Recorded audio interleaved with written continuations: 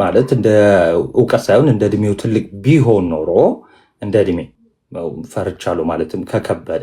ስለዚህ ወንድማችን ያለውን ስሙ። አሁን ለምሳሌ እኔ ዘበን ፖስተር ለጥፎ ስለ ታቦት ከኔ ጋር እንነጋገር ያለ ዘማርያማዊት የሚባል ሰው አለ። ሁሌ ነጠላ ለብሶ አንገቱን አጣሞ የሚታይ ሰው ነው። ይህ ሰውዬ የሚያገለግል የነበረው ስለ ሰውየው ታሪክ ተጠይቋል። መኩ ለማስታወስ ያህል የት ያገልግል ስራ ላይ እንዳለው አውቋል። ይኸውልህ አዋሳ ይህን የሚያክል ፕሮግራም መስቀል አደባባይ ላይ ተዘጋጅቶ ተወጥረናል። እኛ እዛ ተወጥረናል። ለካ እሱ እዚህ ባዶ ቤት አገኘው ብሎ እሱ ራሱ ደግሞ ተወጥሯል። አየው እና ያጓራል ማለት ነው። እየወጣ ሰው እንደሌለ ያጓራል። አሁን ይህን ስናገር ይቅር በለኝ ካበደ ቆይቷል። ማለት ከንግግሩ ከስድቡ ከምኑ የተነሳ በጣም ነገሩ ከቤተ ክርስቲያን አስተምህሮ እና ከቤተ ክርስቲያን እውቀት አንጻር አይደለም። ነገሩ ከፐርሰናል ከራሱና ከወጣበት ያው የወጣበትም ታውቃላችሁ ሁላችሁም። ከዛ የተነሳ ቤተ ክርስቲያንን በጣም ይጠላታል። እንደምንም በምንም ቤተ ክርስቲያንን አታክ ለማድረግ ነው የሚፈልገው።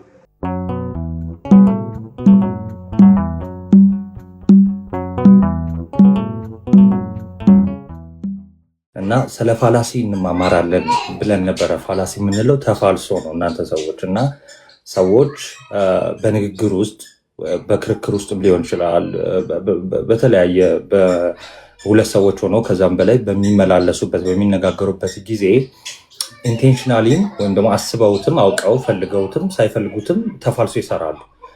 ተፋልሶ የምንለው ምንድን ነው? እነዚህ ፋላሲዎች የምንላቸው ብዙ አይነት ፋላሲዎች አሉ። እና ፋላሲዎች የምንላቸው ምንድናቸው መሰላችሁ? የተነሳውን ርዕስ ወይም ደግሞ የክርክሩን ጭብጥ ሀሳብ መንገድ አስቶ ያልሆነ ኮንክሉዥን ወይ ደግሞ መደምደሚያ እንዲሰጡ ያደርጓቸዋል። ኦኬ፣ ለምሳሌ እኔና መኩ የሆነ ነገር ልናወራ እንችላለን።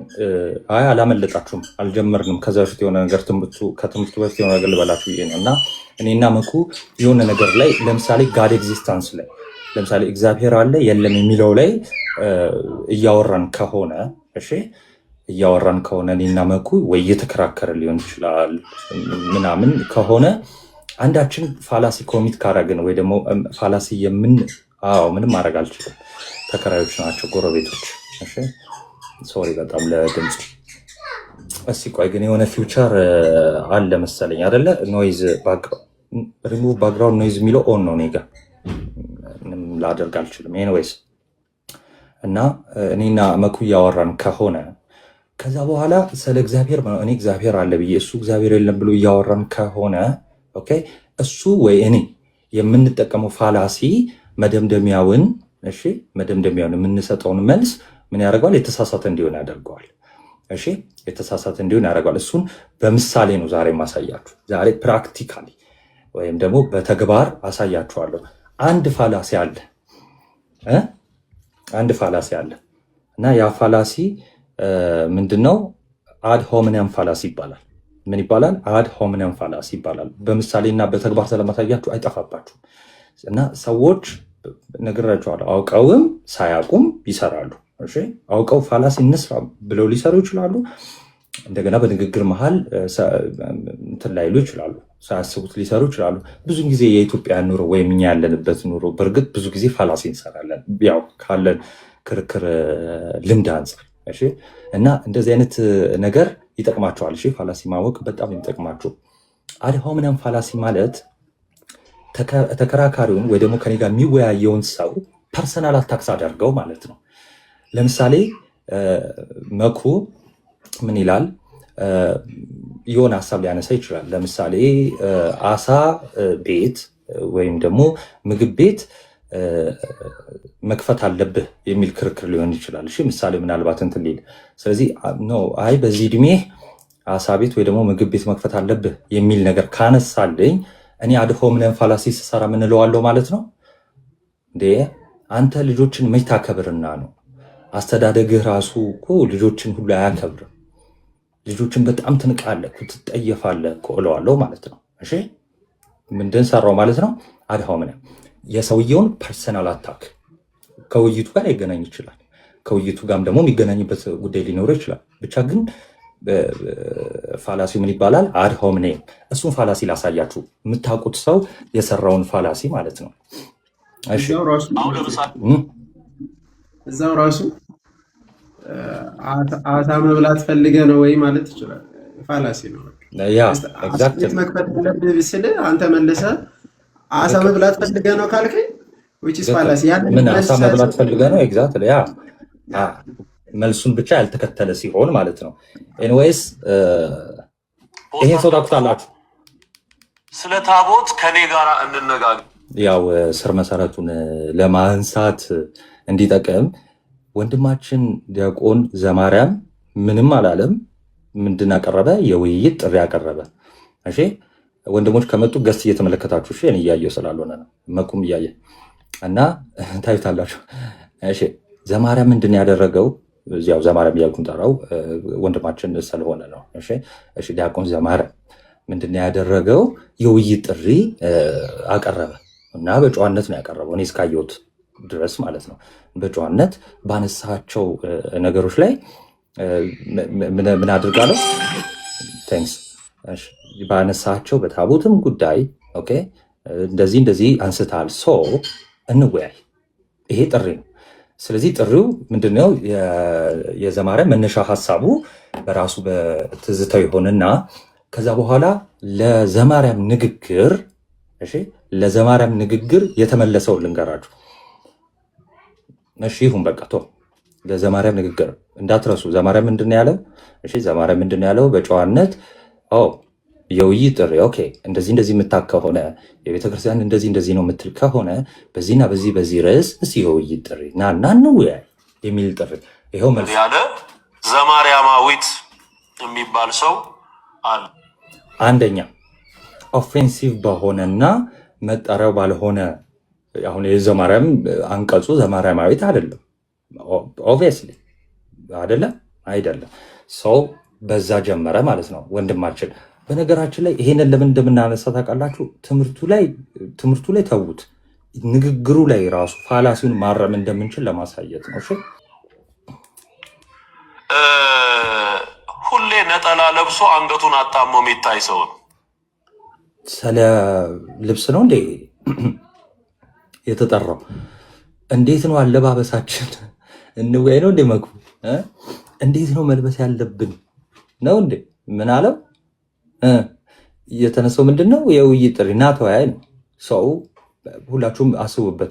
ምንድነው መመለስ የነበረበት ይሄ ሰው? ማለት እንደ እውቀት ሳይሆን እንደ እድሜው ትልቅ ቢሆን ኖሮ ምክንያቱም በጣም ተፈጥሮ ብዙ ታስተምራለች። እሺ በእድሜ ሲባል ተፈጥሮ ብዙ ሳልታስተምር ነው መመለስ የነበረበት። ምንድነው ነው እኔ አልወያይም፣ ወይም ደግሞ ዝምታም ትልቅ ነገር ነው። ፈርቻለሁ ማለትም ከከበደ። ስለዚህ ወንድማችን ያለውን ስሙ። አሁን ለምሳሌ እኔ ዘበት ፖስተር ለጥፎ ስለ ታቦት ከኔ ጋር እንነጋገር ያለ ዘማርያማዊት የሚባል ሰው አለ። ሁሌ ነጠላ ለብሶ አንገቱን አጣሞ የሚታይ ሰው ነው። ይህ ሰውዬ የሚያገለግል የነበረው ስለ ሰውየው ታሪክ ተጠይቋል እንዴ መኩ? ለማስታወስ ያህል የት ያገልግል? ቀጥታ የውይይት ጥሪ ነው። የውይይት ጥሪ ነው። ማን ጠየቀው? ወደ ታሪክ ገባ ልበል? እሺ የእሱ ስራው ጸበል መቅዳትና ድምፅ ደብቆ መቅዳት ነው።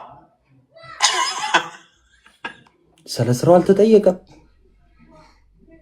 አንድ ሰውን በነገራችን ላይ ፋላሲ ማወቅ ማለት በነገራችን ላይ እኛ ታናናሾች እናንተ እኔን እዚህ ያለነውን ወንድሞች እህቶች ከኛ በላይ ላይክ ትልቅ ቦታ ነን ወይ ደግሞ መምህራን ነን።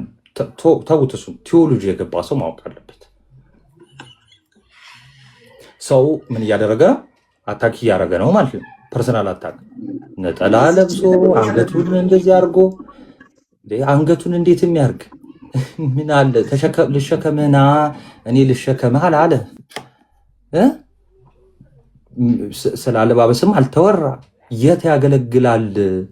ዘማርያም የት ያገለግላል አይደለም ርዕሱ። እሺ እናንተ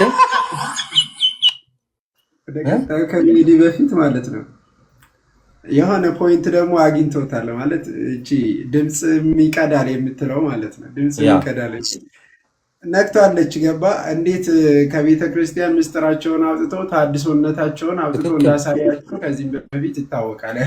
ያቺንም እንትን ለማለት ነው። በነገራችን ላይ ወደ ስድብ ገባ ማለት ነው። ቀጥታ በቃ ድምፁ ከዚህም በፊት አጋልጦበት ነበረ ይታወቃል። ቤተ ክርስቲያን ምን ሲሰሩ እንደነበረ ስለሚታወቅ ድምፅ ይቀዳል። ከዛ ቀጥሎ ምን አለ? ወደ ስድብ ዞረና ጸበልም ይቀዳል አለ። አሁንም ስቲል ስለ ጸበል መቅዳቱ፣ ስለ ድምፅ መቅዳቱ፣ ስለ ሌላ አልተጠየቅ። ዲቤት ነው የተጠራ። ያኛውም ዮሐዴን ካልገደልኩ አለ ካላስገደልኩ አለ። ታስታውሳለህ? እንደገና እንግዲህ ይታያችሁ ጸበል መቅዳትና ውይይት ምን ያገናኘዋል? አይገናኝ። በእውነት እንደው ጸበል መቅዳት ተንቆ ነው እንዲ አይደለም። ለምሳሌ የሚያጠምቁት ቀሳውስት ናቸው። ስለዚህ አንድ ቄስ ጥሪ ቢያቀርብለት ይሄ ሰውዬ ምን ይላል ማለት ነው? አድሃው ምናምን ፋላሲ ሰርቶ ማለት ነው። ምን ይላል ማለት ነው? ሲጀምር ስራው አጥማቂ ነው። ምን ያገናኛል ከማለት ወደኋላ አይልም ማለት ነው። እሺ እንቀጥል። ኢየሱስ ጌታ ነው። ሃሌሉያ። ያዙናቱ ተሳድቦ ኢየሱስ ጌታ ነው። ሃሌሉያ። ይሄ እኮ ቢያስቅ ነው ማለት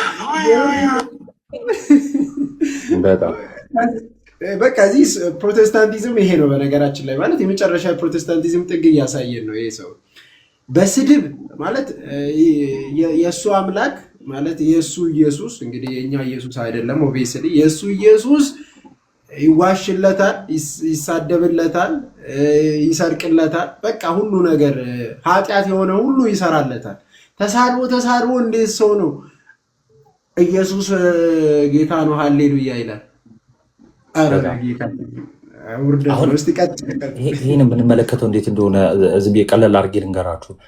ለምሳሌ አንድ የሰከረ ሰው ለምሳሌ አናቱ እስኪዞር የሰከረ ሰው አጠገባችሁ ይመጣና ምናልባት ብዙ ጊዜ ዩኒቨርሲቲ ተማሪዎች ልታውቁት ልታስታውሱት ትችላላችሁ እና እንደው የባጤ ቆጡን ተኮለታትፎ ያወራችኋል፣ ይስቃል ምናምን። እንዴት ነው የምትመለከቱት? እንደዚህ ብላችኋል። ለምን? ጤነኛ ስላልሆነ በጤናው ስላልሆነ አይደል? ልክ እንደዛ ነው እየተመለከት ነው ያለ ነው። እኛ በጣም ትናንሽ ልጆች ባይዘዌ በነሱ ጊዜ እኛ ምን ያህል ደቃቃ ልጆች እንደነበርን እንግዲህ ምንም ግልጽና ግልጽ ነው። ሰው አሁን አድገን ሳይሆን እሱ አንሶ እንደዚህ ለመልስ ራሱ መድረሳችን ይሄ ያሳፍራል። እኛ እናፍራለን። እንደው በጣም በእውነት ማለት ነው። ዛሬ እየሳቅን ነው የምንጨርሰው። ብትጠሩ ጥሩ ነው። እየሳቅን ነው የምንጨርሰው። ለምን? የምትናገሩ ነገር የለም። የምትናገረው ስድብና ሳቅ ነው። የለህማ ሰዎችን ስራ ጨርሼ እስክመጣ እኔ ራሴ እንዲህ ለካ አጥለቅልቀውታል። እኔ ስራ ላይ እንዳለው አውቋል። ይኸውልህ ሐዋሳ ይህን የሚያክል ፕሮግራም መስቀል አደባባይ ላይ ተዘጋጅቶ ተወጥረናል። እኛ እዛ ተወጥረናል። ለካ እሱ እዚህ ባዶ ቤት አገኘው ብሎ እሱ ራሱ ደግሞ ተወጥሯል። አየው እና ያጓራል ማለት ነው። እየወጣ ሰው እንደሌለ ያጓራል። እሺ ይሄኛው ደግሞ ሌላ ምንድን ነው? ይሄ ያጓራል ምናምን እንደዚህ አይነት ቃላት ስላሰማዋችሁ በጣም ይቅርታ። እሺ ለእናንተ ስላሰማዋችሁ ማለት ነው። ለምን የሚመጥንም አይደለም ለዚህ ላይፍ ንግግሩ። እሺ በአጠቃላይ አሁን ዲያቆን ዘማርያም ይህን ጥሪ ሲያቀርብለት ትዝታው ሐዋሳ ነው፣ ቆይ ተወጥሯል ምናምን እንደዚህ ብሎ አይደለም። ዩሲ እንደዚህ ብሎ አይደለም። ለምን ይህን ሁሉ እንዳልኳችሁ ነግራችኋለሁ፣ በአንድ ጥቅስ ማለት ነው። አሁን እሱ ጀጅ እያደረገ ነው። በቃ ልክ የእሱን መወጠሬን አይቶ ለምን ምንም ሁን በነገራችን ላይ ኦኬ፣ ምንም ሁን ስራ ጨናንቆ ዋልም እደርም ጥሪ መቅረብ ለማርያም መብቱ ነው። ትክክልም ነው ያደረገው እና በቃ አንሰ ተገኝተዋል። እሺ አንተ ተገኝተሃል። እየተቀባበሉ ነው ደግሞ ሌሎችም አሉ እና ይቀባበላሉ አየር ላይ። እኔ ዛሬ አይደል እንዴ እፎይ ስል ያየሁት እሱን ጨርሼ ስመጣ የሐዋሳውን ጨርሼ ስመጣ ሳይ በቃ እንደሆነ ነገር ያደርገዋል ማለት ነው። ያበሻ ልብስ እየቀያየረ እና ስራው ይሄ ዘማሪያ የሚባል በነገራችን ላይ ከዚህ በፊት የኦርቶዶክስ አገልጋዮችን ድምጽ እየቀዳ የሚያገለግል ነው። ስራው ጸበል መቅዳትና ድምጽ መቅዳት ነው። ባይዘወይ እስካሁን እያያችሁ ያላችሁት የምን ምሳሌ ነው?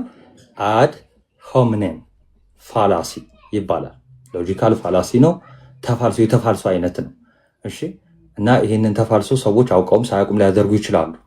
እና ወዴት ይወስደዋል? ይሄ እነዚህ ተፋልሶች ወይ ደግሞ እነዚህ ፋላሲዎች ምንድነው ፖይንታቸው? ውይይቱ ወይ ደግሞ የተነሱበትን ዓላማ ኮንክሉዥኑን የተሳሳተ ያደርገዋል። ኦኬ እሺ፣ የተሳሳተ ያደርገዋል። ምንም ነገር እንዳትረሱ። ስለዚህ ብዙ ጊዜ ፋላሲ ተገቢ የሆነበት ቦታ ሊኖር ይችላል። እሱ እንግዲህ ዲቤት ላይ ነው የሚሆነው፣ እንደዚህ አይነት መልስ ላይ ሳይሆን ማለት ነው። ዘማርያማዊት ያልኩትም ለዛ ነው። በቅጂ ነው የሚያገለግለው እና ሰማሁት አንዳንድ ያላቸውንም በአጭሩ ከዚህ በኋላም ከዚህ በፊትም እንድትመለከቱት የፈለግኩት ምንድን ነው? ስድብ ነው የተጠየቀው በጨዋነት እና አንዴና ለመጨረሻ ጊዜ እንትን ብዬ ወደ ወንድሞች እሄዳለሁ። የተጠየቀው በጨዋነት ምንድን ነው? ና ውይይትን እንወያይ።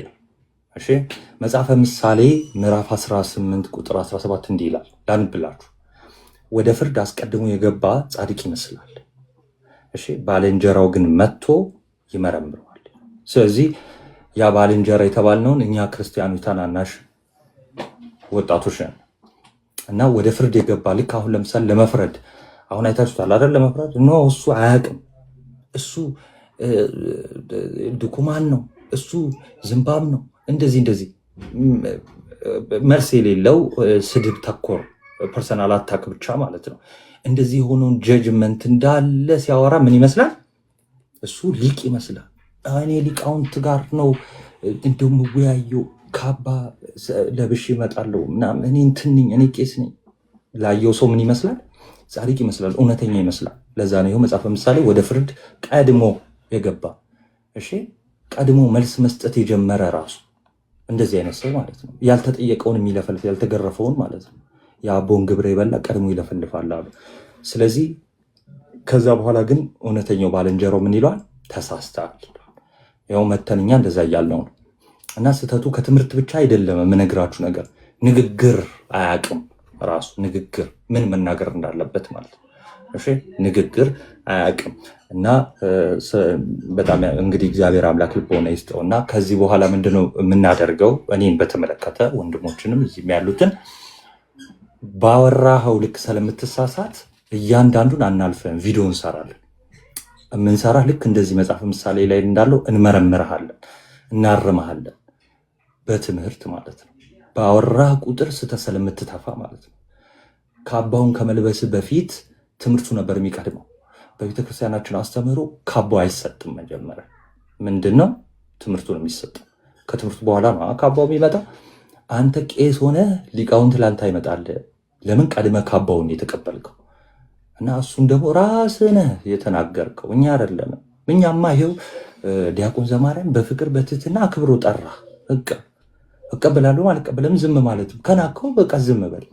ኦኬ። በነገራችን ላይ ይሄ ካባ ጥምጣ ቄስ ነበርኩ ምን የአይሁዳዊ ባህሪ ነው በነገራችን። እሺ ያው እየተማማርን አይደል? ሮሜ ላይ ህግ ተቀብለናል የኛ ነው። ህንድ ባዶ ናችሁ አይደል የሚላችሁ? ሰው ባዶ ነው። እግዚአብሔር አምላክ ይድረስል። ቀጥሉ። ልደትሻ እንኳን ደህና መጣ። ሀሳብ ስጡና ወደ ትምህርታችን እንግባ። ቴንክ ዩ። ዴቆ ያወራለሁ። ናትሻ አንድ ይቅርታ፣ ሰላም ብያለሁ ሁላችሁ ነው።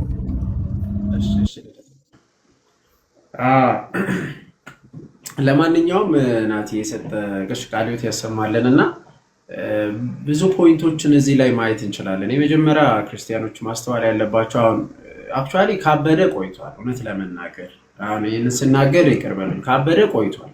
ማለት ከንግግሩ ከስድቡ ከምኑ የተነሳ በጣም ነገሩ ከቤተ ክርስቲያን አስተምሮና ከቤተ ክርስቲያን ዕውቀት አንጻር አይደለም። ነገሩ ከፐርሰናል ከራሱና ከወጣበት ያው የወጣበትም ታውቃላችሁ ሁላችሁም። ከዛ የተነሳ ቤተ ክርስቲያንን በጣም ይጠላታል። እንደምንም በምንም ቤተ ክርስቲያንን አታክ ለማድረግ ነው የሚፈልገው። በቃ በምንም ይሁን አላ የግል ቂም ያለው ሰው አንድ ሰው ከግል ቂመኛ ጋር ከሆነ እንዴት አድርጎ ማጥፋት እንዳለበት ነው የሚያስበው። ለማድረግም በቃ ሁሉ ጊዜ የሚናገረውን አቅም ቂመኛ ሰው እንደዛ ነው። ይህ ሰውም አዘ ፐርሰናል ወስዶ ከቤተ ክርስቲያን እንደ ቂም ነው እንጂ አባውት ትምህርት አይደለም።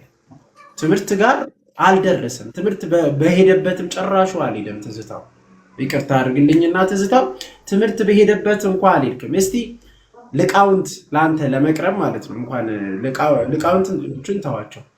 ልቃውንት ለአንተ ለመቅረብ የትኛው ጉባኤ ቤት ነው የተማርከው? እስቲ የትኛው ቴዎሎጂ ነው ያለፍከው?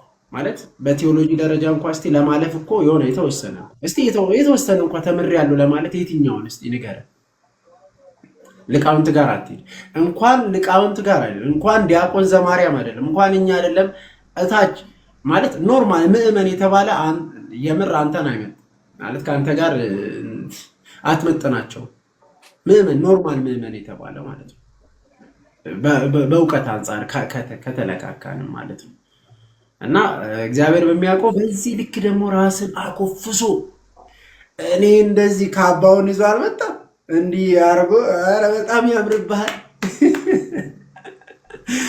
ኧረ ማማር ላይ አይደለም ጉዳዩ፣ ስለለበሰ ስለ ውፍረትና ስለ እንትን አይደለም፣ ስለ እውቀት ጉዳይ ማለት ያን ካባ መርካቶ እንደሚገኝ የማያውቁ ሰዎች ስለሚከታተሉት እኮ ነው። አሁን ለነሱ ነው ገብተዋል ይላሉ። ኦኬ እንዴ ካባውን እኮ አድርጎ መጣ አንተ ማለት የዛሬ ስንት ዓመት ሲወገዝ ይዞት የወጣው ካባ ኧረ አይደለም አዲስ ነው፣ ዲዛይኑም አዲስ ነው እናውቃለን እኮ እና መርካቶ አለ ሰው።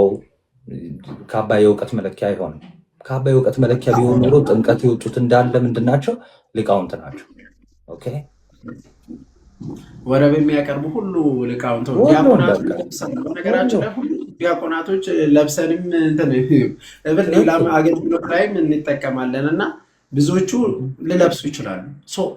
ያ አይደለም ግን በቃ ትልቁ ነገር ምን እያልን ነው? እውቀት ላይ በቃ ቤተክርስቲያንን ከመሳደብ ይልቅ ቢያንስ የተወሰነ እውቀትን ይዘህ እስቲ ማስረጃን ይዘህ ናና ሞግት።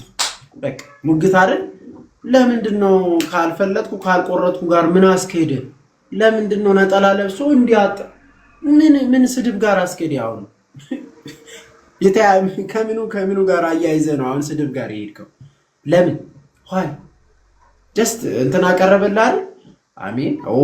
አልችልም ካልክ በቃ አልችልም፣ አትችልም ታቆማለህ። አይ እችላለሁ ካልክ ደግሞ ማስረጃዎችን አምጥተህ እሺ። ሌላ ደግሞ እሱስ ማን ወክሎ ነው አሁን የሚወያየው? የትኛው ፕሮቴስታንት ወክሎ ነው የሚወያየው? ደብዳቤ አጽፈና ያለው ሰውዬ ቆይ አንድ ላስታውሳችሁ። ምን አለ ዶክተር ቄስ ዘበነ ከመጡ እወያያለሁ፣ እንዲያውም በቃ ሰው ባለበት ሁሉ እወያያለሁ አለ። ለምንድን ነው ቄስ ዘበነን እንትን ያላለው? ደብዳቤ አጽፈና ያላላቸው? ወይስ የቄስ ዘበነ ወይም ደግሞ የሌሎች ሊቃውንት ህጋዊ ነው፣ የዲያቆን ዘማርያም ህጋዊ አይደለም?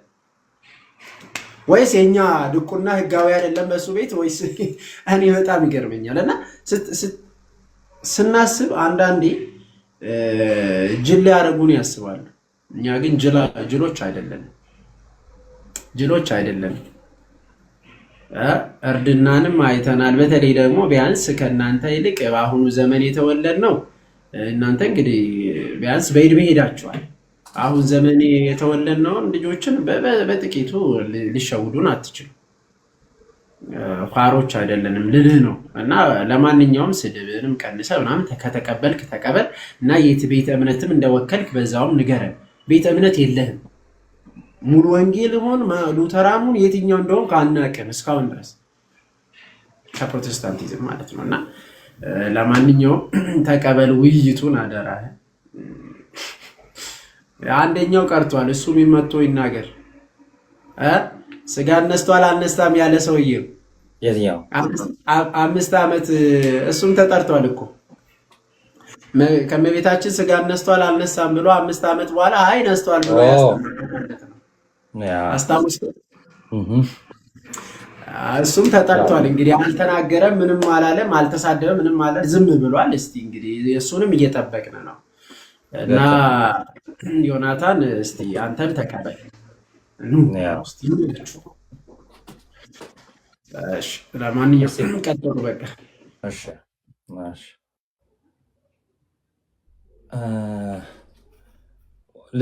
ልደት አለ እንዴ? ኦኬ ሶ ቲንክ የሚመች ቦታ አይደለም መሰለኝ። ስለዚህ ወደ ትምህርታችን እንቀጥላለን ማለት ነው። እንዴት ነበረ እንትኑ ማስተካከል ነበረ የፈለኩት ገስቱን አንተሽ ቢመጣ አሪፍ ነበር። እንዴት ነበር ማሰብ?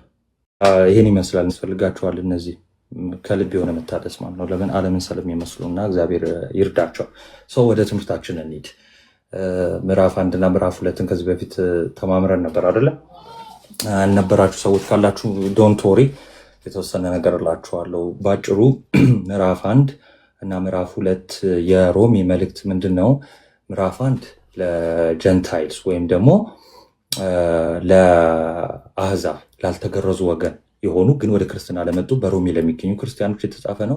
ምዕራፍ 2 ደግሞ ኦኬ ምዕራፍ 1 ለእነሱች የተጻፈ ሆኖ አይደለም ግን እነሱን የሚመለከት ነው በአጭሩ ማለት ነው። ምዕራፍ 2 ደግሞ አይሁዳውያን ከአይሁዳውያንነት ወደ ክርስትና ለመጡ በሮሜ የሚገኙ ክርስቲያኖችን የሚመለከት ነው በዋናነት። ሰው ምዕራፍ 1 እና ምዕራፍ 2 ምን እያደረገ መሰላችሁ? አይሁዳውያን ከአህዛብ እኛ እንበልጣለን የሚልን አይነት አመለካከት ይዘው ነበር። በሁለቱ መካከል አለመግባባት ስለነበረ ይጽፍላቸዋል። ስለዚህ ሁለታችሁ ኃጢአት ሰርታችኋል ይላቸዋል። ሁለታችሁ ኃጢአት ሰርታችኋል ይላቸውና ምዕራፍ 1 ላይ ይኸው ሕግ እንኳን ባትቀበሉ እናንተ አሕዛብ ይኸው ኃጢአት እነዚህን አድርጋችኋል፣ እግዚአብሔርን አሳዝናችኋል ይላቸዋል። እሺ ከዛ ምዕራፍ 2 ላይ ይመጣና ይኸው እናንተ ደግሞ ሕግ ተቀብላችኋል ነበር። ስለዚህ ሕግ እንኳን ብትቀበሉ ቃሉ ለእናንተ ቢሰጥ፣ ኮቨነንቱ ለእናንተ ቢሆን፣ ኪዳኑ ለእናንተ ቢሆን እንደውም ሕጉን እያወቃችሁ እግዚአብሔርን ቀድማችሁ የተቀበላችሁት እናንተ ከሆናችሁ እግዚአብሔር ሕዝብ ተብላችሁ እንደዚህ የምታደርጉ ከሆነ ከነሱ የባሰ ቅጣት ይጠብቃችኋል ብሎ ይነግራችኋል። ስለዚህ ምዕራፍ 1 እና ምዕራፍ 2 ባጭሩ ይሄ ነው። ባጭሩ ምዕራፍ 3ን እንትን ስትሉ ሞር ትረዱታላችሁ። ስለዚህ ወደ ዛሬው ትምህርታችን እንገባለን ማለት ነው። እሺ እግዚአብሔር አምላክ ያስተምረን። የሚያስተምር እግዚአብሔር ነው ያረለው። እሺ ስለዚህ ምዕራፍ 3 እንዲህ ብሎ ይጀምራል። እንግዲህ የአይሁዳዊ ብልጫው ምንድን ነው? ተከታተሉ። እሺ ኮመንት ላይ ከቻላችሁ ጥቅስ ብቻ፣ እሺ ካልሆነ ወይ ጥያቄያችሁን ብቻ፣ ጥያቄ ካላችሁ እሱም ብቻ እሺ አስቀምጡ እንጂ ሌላ ነገር ተው አትጻፉ። ይሄ ኮፒ እንትኑን ምናምን ተውት፣ ሀሳባችሁን ይበትናል። እሺ ምዕራፍ 3 ቁጥር 1 እንዲህ ብሎ ነው የሚጀምረው። ባይዘው በጣም ደስ የሚል እና ብዙ መልስ የምናገኝበት ክፍል ነው ይሄኛው ክፍል ምዕራፍ 3 ማለት ነው። ምን ይላችኋል? እንግዲህ አይሁዳዊ ብልጫው ምንድን ነው? አይሁዳዊ መሆን ወይ ደግሞ የተገረዘ መሆን የሚበልጠው ወይ ደግሞ ከአሕዛብ የሚበልጡት ወይ ደግሞ ከሌሎቹ ከአይሁዳዊ ካልሆኑት እንደው ብልጫቸው ምንድን ነው? ጥቅሙ ምንድን ነው?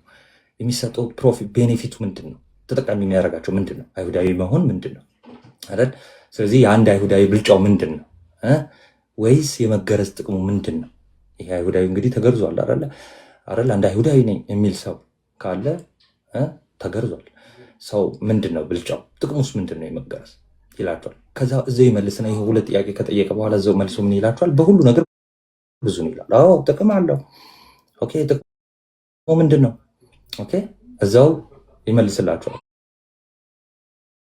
ጥቅም አለው ካለ በኋላ ምን አለ? አስቀድሞ የእግዚአብሔር ቃላት አደራ አይሁዳዊ መሆን ማለት ጥቅሙ ምንድን ነው?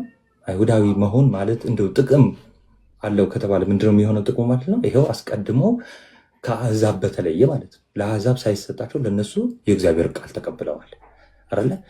የእግዚአብሔርን ቃል መቀበል ብቻ አይደለም፣ እግዚአብሔር ተገልጦላቸዋል። ዘዳግም 4ን ታስታውሳላችሁ? ዘዳግም 4 ሙሴ ምን ይላቸዋል?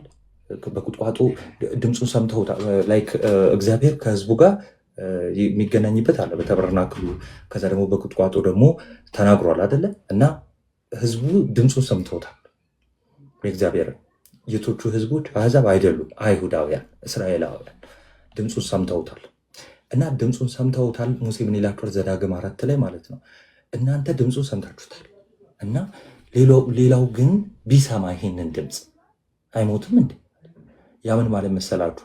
እናንተ የተለያችሁ ህዝቦች ስለሆናችሁ ወይ ደግሞ የእግዚአብሔር ህዝብ ስለምትባሉ ከእናንተ ጋር እግዚአብሔር ኪዳን ስላደረገ ከእናንተ ጋር ከአይሁዳውያን ጋር ይሁን ድምፁን አሰምቷቸዋል። ያን ያህል ይወዳቸዋል፣ ያን ያህል አክብሯቸዋል። ስላከበራችሁ ስለወደዳችሁ ያን ያህል ህጉን ሰጥቷቸዋል፣ መርቷቸዋል፣ አውጥቷቸዋል፣ ጠብቋቸዋል፣ ተንከባክቧቸዋል። ሌላ ሰው ግን እንኳን አይደለም ይሄን እድል ሊያገኝ ቀርተሙ አይሞቱምን ብሎ ይነግራቸዋል ማለት ነው። ስለዚህ የአይሁዳውያን መሆን ብልጫ አለው አይደል? ቀድሞ የእግዚአብሔርን ማወቅ ነው፣ እግዚአብሔርን ቃል መቀበል ነው አይደል? ለዛ ነው አስቀድሞ የእግዚአብሔር ቃላት አደራ ተሰጥቷቸዋል ይላል። ይህንን ምዕራፍ 9 ላይ በደንብ ይናገረዋል ማለት ነው። ምዕራፍ 9 ላይ ስንደርስ በደንብ እናየዋለን። እሺ ታዲያ ምንድን ነው ሰው እነሱ ቀድሞ ከተቀበሉ ኦኬ፣ ቀድሞ በመቀበላቸው ይድናሉ? ቀድሞ በመቀበላቸው አይድኑም። ታዲያ ምንድን ነው የማያምኑ ቢኖሩ ማንን? እግዚአብሔርን ያንን ቃልም የተሰጠውንም ቃል እግዚአብሔርን የማያምኑ ቢኖሩ እንደው ቢኖሩ የሉም እያለ አይደለም አሉ። ግን እነሱ እንደው ቢኖሩና አሁን ለምሳሌ የተወሰኑ ሰዎች አላመኑ። ለምሳሌ ከአይሁዳውያን ሆነው ለምሳሌ 1000 ሰዎች አላመኑም እንበል። እሺ 1000 ሰዎች አላመኑም እንበል በእግዚአብሔር። የእነሱ አለማመን ወይ ደግሞ በተሰጠው ቃል የእነሱ አለማመን የእግዚአብሔርን ታማኝነት ያስቀራል? እነሱ አላመኑምና አለማመናቸው እግዚአብሔር ታማኝነቱን ከንቱ አያደርግም። እግዚአብሔር ምንድነው? ታማኝ ነው። እነሱ አላመኑምና እግዚአብሔር ታማኝ አይደለም ማለት አንችልም። እሺ ለዛ ምን አለ? የማያምኑ ቢኖሩ አለማመናቸው የእግዚአብሔርን ታማኝነት አያስቀርም እያለ ነው። ሪቶሪካል ኩዌሽን ነው። ታማኝነት ያስቀራልን እያለ እየጠየቃቸው። ስለዚህ ምን እያለ ነው? አንድ ሰው እኔ ካከበርኩት፣ ለምሳሌ እዚህ ውስጥ ያላችሁ እህት ወንድሞች፣ እኔ እናንተን ካከበርኳችሁ እናንተ መልሳችሁ ማታከብሩኝ ከሆነ እኔ መከበሬ ይቀራል? የኔ ክብር ዝቅ ይላል አይልም። እናንተ ናችሁ አያያዙ። ስለዚህ ይሄው ለአይሁዳውያን ቀድሞ የተሰጠው የእግዚአብሔር ቃል ክቡር ነው። እግዚአብሔር ክቡር ነው እና ሰጪው ራሱ የታመነ ነው። የታመነ ስለሆነ ሰጥቷቸዋል። ስለዚህ እነሱ ናቸው ያልታመኑት። እንዴት? አልሰሙትም፣ አስመረሩት። ኦኬ ከስጦታው አይደለም ችግሩ፣ ከሰጪውም አይደለም ችግሩ። ከማን ብሰጣችሁ ብርቱካኑን ተንከባክባችሁ ማቆየት የእናንተ ፋንታ ነው የሚሆነው። እሺ የእናንተ ፋንታ ነው የሚሆነው። ብርቱካኑ ችግር ኖሮበት አይደለም፣ ወይ እኔ ችግር ኖሮብኝ አይደለም። እናንተ ካልተንከባከባችሁት ብርቱካኑ ይበላሻል ማለት ነው። እንደዛ ነው። ጊፍቱ የእግዚአብሔር ስጦታ ፐርፌክት ነው። የእግዚአብሔር ትእዛዝ፣ የእግዚአብሔር ቃል ሕያው ነው፣ ፍጹም ነው። እነሱ ግን አለማመናቸው ምን ያደርጋቸዋል? እንዲጠፉ ያደርጋቸዋል ማለት ነው። ከእግዚአብሔር እንዲለዩ ያደርጋቸዋል። እነሱ ታማኝ አለመሆናቸው ነው የሚያሳዩ። ስለዚህ ሰው ልጅ የተሰጠውን ነገር ባለመጠቀሙ ምክንያት፣ ታማኝነቱን በማግደሉ ምክንያት እግዚአብሔር ታማኝ አይደለም ልንል አንችልም። እሺ እግዚአብሔር ታማኝ ልንል አንችልም። አሁንም ማነሳላችሁ እንትን በትክክል ተረዱት። እሺ ስለዚህ አለማመናቸው የእነሱ የማያምኑ ቢኖሩ የእግዚአብሔርን ታማኝነት አያስቀርም። እግዚአብሔር ታማኝ ሆኖ ነው የሚኖረው። ዘላለማዊ ታማኝ አምላካችን ነው። ኦኬ ስለዚህ እንደዚህ አይደለም እንዲህ አይሁን ይላል። እሺ እንዲህ አይሁን፣ ስለዚህ እንደዚህ አይደለም እያለ ታማኝ ነው እሱ፣ ሰው ነው ታማኝ ያለው ነው እያለ ነው። እና ቀጠል ያደርግና ቁጥር 4 ላይ በቃል ትጸድቅ ዘንድ ወደ ፍርድ በገባህ ጊዜ ትረታ ዘንድ ተብሎ እንደተጻፈ፣ እሺ እንደተጻፈ ሰው ሁሉ ውሸተኛ ከሆነ እግዚአብሔር እውነተኛ ይሆናል። ምን እያለ መሰላችሁ ሐዋርያው ቅዱስ ጳውሎስ? ሰው ሁሉ ውሸተኛ ነው አለ። ሰው ሁሉ ውሸተኛ ነው፣ እግዚአብሔር ግን ምንድን ነው? የእውነት አምላክ እውነት ነው። ስለዚህ እሱ እውነት ነው፣ ሰው ግን ውሸተኛ ነው አለ። ሰው ውሸተኛ ነው ወይ ደግሞ ሰው ውሸታም ነው። በተፈጥሮ እውነት የሆነ ሰው የለም። ኦኬ በባህሪው እውነት የሆነ ሰው የለም። በባህሪው እውነት ማለት ነው እግዚአብሔር ብቻና ብቻ ነው። ለዛ ነው መዝሙረ ዳዊት ላይ ስትመለከቱት አይ ቲንክ 51 ቆይ ላውጣና ላንብላችሁ አንድ ይቅርታ በጣም እሺ ቁጥር 11 እንደሆነ አስታውሳለሁ። እሺ ቁጥር 11 እኔም ከድንጋጤ የተነሳ ሰው ሁሉ ሐሰተኛ ነው አልኩ ይላል። ይህን ክፍሉን ሐዋርያ ቅዱስ ጳውሎስ የጠቀሰው ከመዝሙረ ዳዊት መዝሙር 51 ቁጥር 4 ነው የጠቀሰው። እና አንተ ልብ በሉ ጥቅሱ እንዳትረሱ እሺ። በቃልህ ትጸድቅ ዘንድ ወደ ፍርድ በገባ ጊዜ ትረታ ዘንድ ተብሎ እንደተጻፈ ነው ያለ። ይህንን ጥቅስ ከዳዊት ነው የወሰዱ ብያቸዋለሁ። ለምን እንዳመጣው ነግራቸዋለሁ። ስለዚህ ሰዎች ሁሉ ምንድን ናቸው? ውሸታም ናቸው። እሺ ይህን ጥቅስ ለምን እንዳመጣው ልንገራችሁ። ይህንን ዳዊት ሲናገር በቃልህ ትጸድቅ ዘንድ ወደ ፍርድ በገባ ጊዜ ትረታ ዘንድ ተብሎ እንደተጻፈ የተባለውን ጥቅስ ያመጣው እንዲህ ካለ በኋላ ምንድን ነው ይለው? በፊትህ በደልኩ። ኦኬ ቁጥር 4 ላይ ያለው እሺ ቁጥር 4 በቃልህ ትጸድቅ ዘንድ ወደ ፍርድ በገባ ጊዜ ትረታ ዘንድ በፊትህ በደልኩ፣ አንተም ብቻ በደልኩ ብሎ ነው የተናገረው። ማ ዳዊት። እንዴት መሰላችሁ? የእግዚአብሔር ቃል ራሱ የእግዚአብሔር ጽድቅ የምንለው ድል የሚያደርግ ነው። እሺ ድል የሚያደርግ ነው። ለምሳሌ አይሁዳውያን አሉ። በቃ እዚህ ጋር ፎከስ አድርጉ እሺ ሁላችሁ። በጣም ከባዱ ክፍል እቺ ናት። እቺ እስከ 8 ምናምን ያለችው በቃ በጣም እሷን ከተረዳችሁ ብዙ መልስ ትመልሳላችሁ። ጥያቄውን ማነሳለሁ ምን አይነት ጥያቄ እንደሚጠይቅ እና እግዚአብሔር ቪክትሪ ወይም ድል የምንለው ነገር ከእግዚአብሔር ጋር ነው። ኦኬ ድል የሱ ነው። እንዴት መሰላችሁ? ለአይሁዳውያን ሕግ ሰጣቸው፣ ቃሉን ሰጣቸው እና እነሱ ባይታዘዙት ሙሉ እንደው የተረፈ ባይኖር እና እንደውም አንዳቸውም ባይታዘዙት ራሱ ባያምኑት እግዚአብሔር አሸናፊ ነው የሚሆነው። ባያምኑት ራሱ ማለት ነው። እነሱ እንዴት? እሱ ለነሱ ካደረገላቸው አንጻር። አሁን ለምሳሌ እግዚአብሔር ለአይሁድ ያደረገው ነገር አለ ወይ ደግሞ ለእስራኤል ቤት ያደረገው ነገር አለ አይደለ? በበረሃ መርቷቸዋል፣ ከሰማይ ምግብ አውርዶላቸዋል፣ ነፃ ወጥቷቸዋል። በእያንዳንዱ ጊዜ ኮቨነንት ገብቷል፣ ስምምነት ተገልጦላቸዋል፣ አናግሯቸዋል፣ ምሯቸዋል፣ ፈውሷቸዋል፣ አብልቷቸዋል፣ አጠጥቷቸዋል፣ ዘራቸውን አብዝቷል። ይህን ሁሉ አድርጓል። ተስፋውን ሰጥቷል። ታላቅ የሆነ ተስፋ ሰጥቷቸዋል። እና እግዚአብሔር ለአይሁድ ያደረገው ነገር እና እነርሱ በእርሱ ላይ በእግዚአብሔር ላይ ያደረጉት ነገር ወደ ፍርድ ቢገባ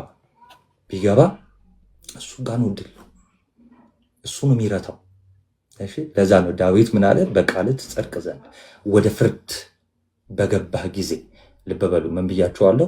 ወደ ፍርድ ቢገቡ ማናማ ለምሳሌ እግዚአብሔር ያደረገላቸውና እነሱ በሱ ላይ ያደረጉት ነገር ወደ ፍርድ ቢገባ ማንም የሚረታው ብያቸዋለሁ። እግዚአብሔር በገባ ጊዜ ትረታ ዘንድ ተብሎ እንደተጻፈ አለ።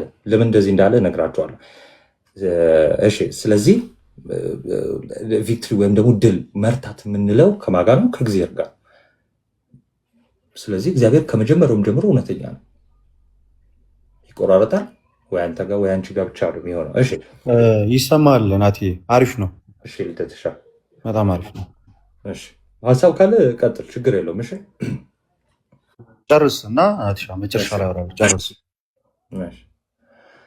እሺ እዚህ ክፍል ላይ ሲፕሪያን ኦፍ ካርቴጅ ቆጵሪያኖስ ምን አይነት እንትን ይሰጣል?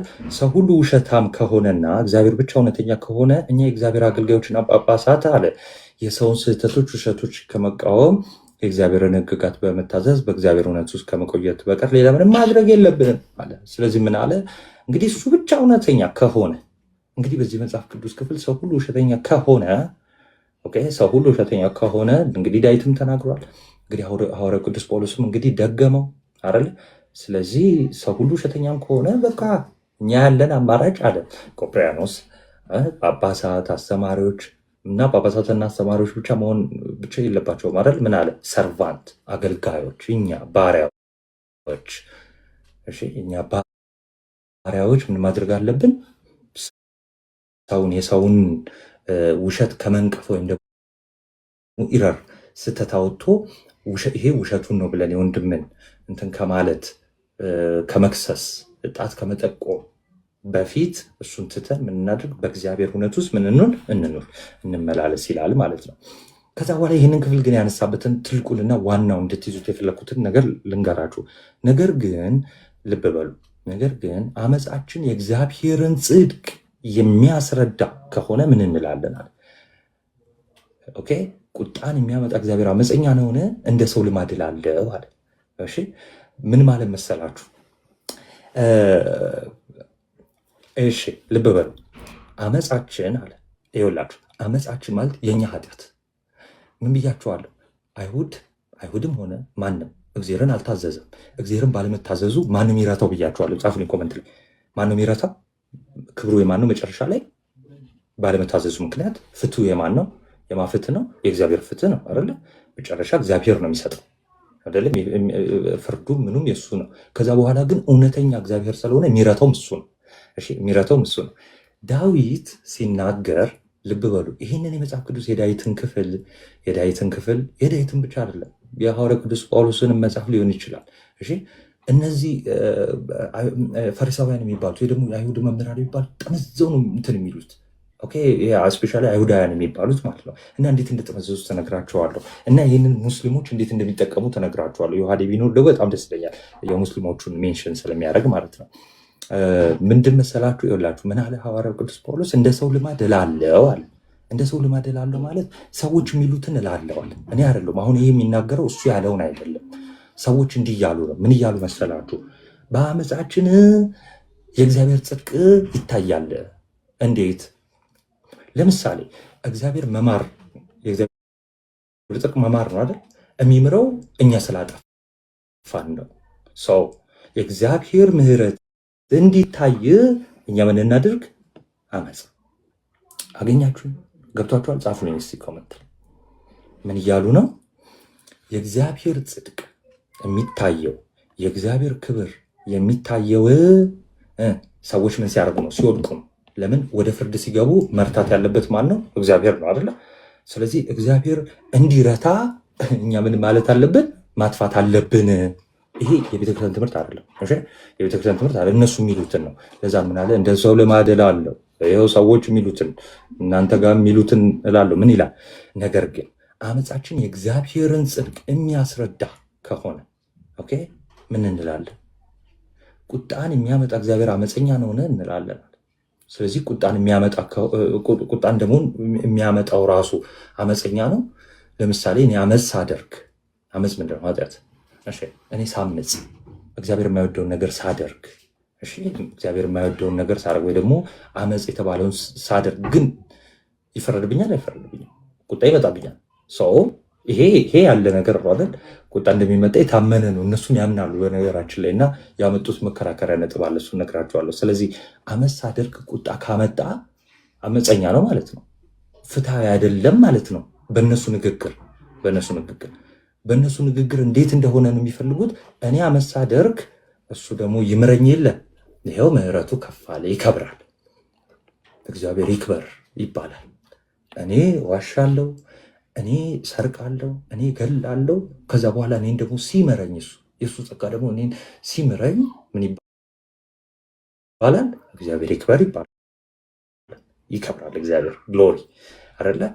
ከዛስ እኔ ላይ ከፈረደ ምን ይሆናል?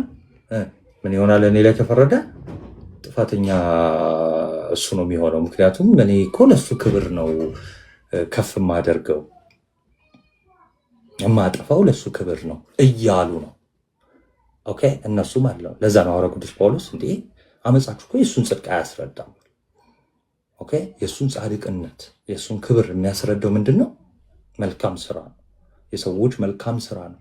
መልካም ስራችሁን አይተው በሰማይ ያለው አባቴን እንዲያከብሩ አይደለም። ስለዚህ እግዚአብሔር የሚከብረው መልካም ስራችን ታይተው እግዚአብሔር የሚከብረው። እሺ ስለዚህ ሰዎች ምን ይላሉ ማለት ነው? በኃጢአታችን ምክንያት ቁጣ የሚያመጣብን እግዚአብሔር አመፀኛ ነው እያሉ ነው ማለት ነው። እሺ እግዚአብሔር አመፀኛ ነው ይላሉ። ምክንያቱ ስለምንድን ነው? በኃጢአታችን ጽድቅን ስላሳየን ከመቅጣት ይልቅ ምን ሊለን ይገባል እያሉ ነው? ሊሸልመን። እሺ ስለዚህ የሰራነው ነገር ምን ሊያደርግ ነው? ምን ማድረግ አለበት እያሉ ነው? ግብዞች ናቸው እነዚህ። ምን ማድረግ አለበት? እኛ ስንዋሽ ምን ስንል የእግዚአብሔር ክብር ስለሆነ የሚታየው የእግዚአብሔር ጽድቅ ስለሆነ የሚታየው ከሚቀጣን እንደውም ሊሸልመን ነበር የሚገባው፣ ከፍ ያለ ማድረግ ሊሰጠ ነበር የሚገባው የሚሉ ሰዎች አሉ። የእነሱን ነው እየተናገረ ያለው። እሺ ወደዚህ እንመለሳለን ካልገባችሁ። አይ እንዲህ አይሁን፣ እንዲህ መሆን የለበትም ማለት ሐዋርያው ቅዱስ ጳውሎስ 6 ላይ እንዲህ መሆን የለበትም። እንዲህ ቢሆን ግን እንዲህ ቢሆን ግን እግዚአብሔር በዓለም እንዴት ይፈርዳል? ይሄ ትልቅ ማሰሪያ መልስ ነው። ረፊውት ያደርጋቸዋል። እንዴት መሰላችሁ? ለምሳሌ የኔ ሁላችንም ኃጢአተኛ ነን፣ አመፀኞች ነን አይደለ? እኔና እናንተ ታዲያ ለምን ይፈርዳል? ይኸው የኛ አመፅ የእሱን ጽድቅ የሚያሳይ አይደለም? በኋላ የፍርድ ቀን ላይ እሱ ከከበረበት የኛ ውሸት፣ የኛ ኃጢአት፣ የኛ አመፅ እሱ መጨረሻ ላይ ከከበረበት ለምን ይፈርድብናል? ለምን ይፈርዳል? ነገሩኝ። ስለዚህ በሰው ላይ መፍረድ የለበትም ማለት ነው። እውነትም እንደው እነሱ እንዳሉት እውነትም እነሱ እንዳሉት አመፃችን፣ ኃጢአታችን እግዚአብሔርን ከፍ የሚያደርግ ከሆነ እንዴት ነው ከፍ የሚያደርገው? እንዳትሳሳቱ። እንዴት ነው ከፍ የሚያደርገው? እንዴት ነው ነጥብ የያዙት እነሱ? ምን አይነት ሎጂክ ተጠቀሙ? እንዳልኳችሁ እኛ አመፅ ስናምፅ፣ ኃጢአት ስንሰራ የእሱ ጽድቅ ይታያል። ለዛ ነው ሮሜ 6 ላይ ምን የሚለው? ጸጋ እንዲበዛ እንግዲህ በኃጢአት ጸንተን እንኑርን። ስለዚህ ጸጋ እንደው ይበዛል ማለት ወይ ደግሞ ስጦታው ይበዛል ማለት የእግዚአብሔር ጽድቅ ይበዛል ማለት ምሕረቱ ይበዛ ነው ማለት ውዳሴ ማርያማችን ላይ ይላል አይደል? ኃጢአት ባለበት የእግዚአብሔር ጽድቅ በዛ። ይሄ ትርጉሙ ሌላ ነው። አዎ ሙሉ ዓለም ኃጢአተኛ በነበረበት ከሙሉ ዓለም ኃጢአት የበለጠ የሱ ጽድቅ በዝቷል። ምሕረቱ፣ ቸርነቱ፣ ይቅርታው በልጧል ከኃጢአታችን። ከዛ አንጻር ነው። ስለዚህ ግን እሱ ይቅርታው፣ ዝምታው፣ ጽድቁ እንዲበዛ እኛ በኃጢአት እንኑርን ብሎ 6 ላይ የተናገረው ለዛ ነው። ምዕራፍ 6 ይሄ ስንት ነው? ምዕራፍ 3። ስለዚህ ምን አለ? አይ እንደዛ አይደለም። ኦኬ እሺ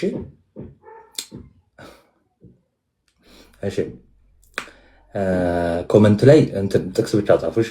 እሺ እንዲህ አይሆን። እንዲህ ቢሆን እግዚአብሔር በዓለም እንዴት ይፈርዳል?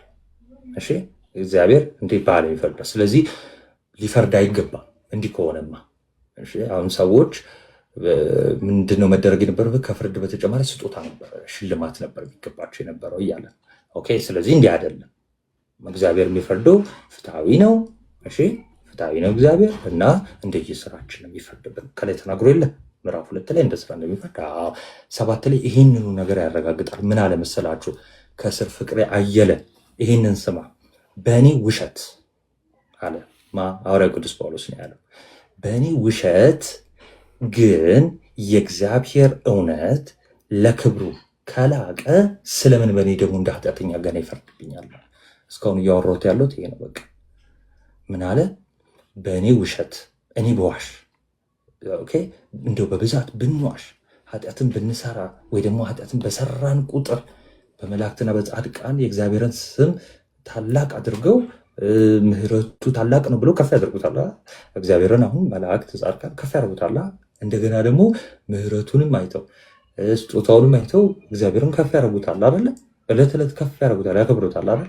ስለዚህ እንደው እኛ ብንዋሽ ኃጢአት በሰራን ቁጥር መላእክትና ጻድቃን እግዚአብሔርን ስለ ታላቁ ምሕረቱና ኃይሉን ካከበሩ፣ ታዲያ እግዚአብሔር የማከብርበት ምክንያት እኔ ራሴ እንደ ኃጢአተኛ ለምን ይፈረድብኛል?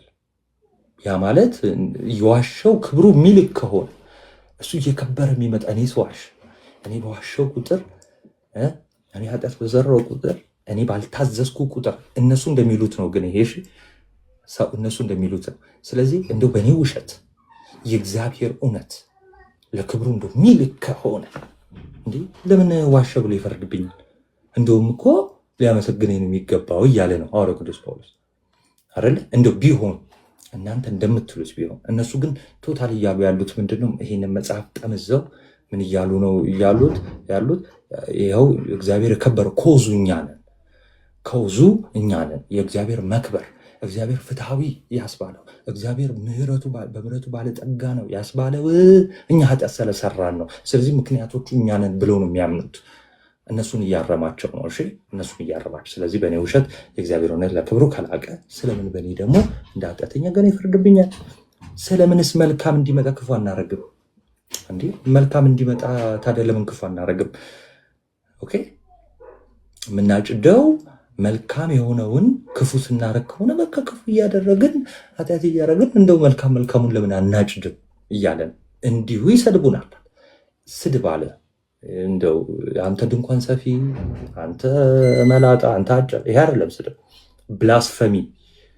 እነ ቅዱስ ዮሐንስ አፈወርቅ እና አምብሮስ ይህን እንደዛ ነው የሚሉት። ይሄ ሹፈት ነው፣ ስድብ ነው፣ ክርስቲያን ላይ ስድብ ነው።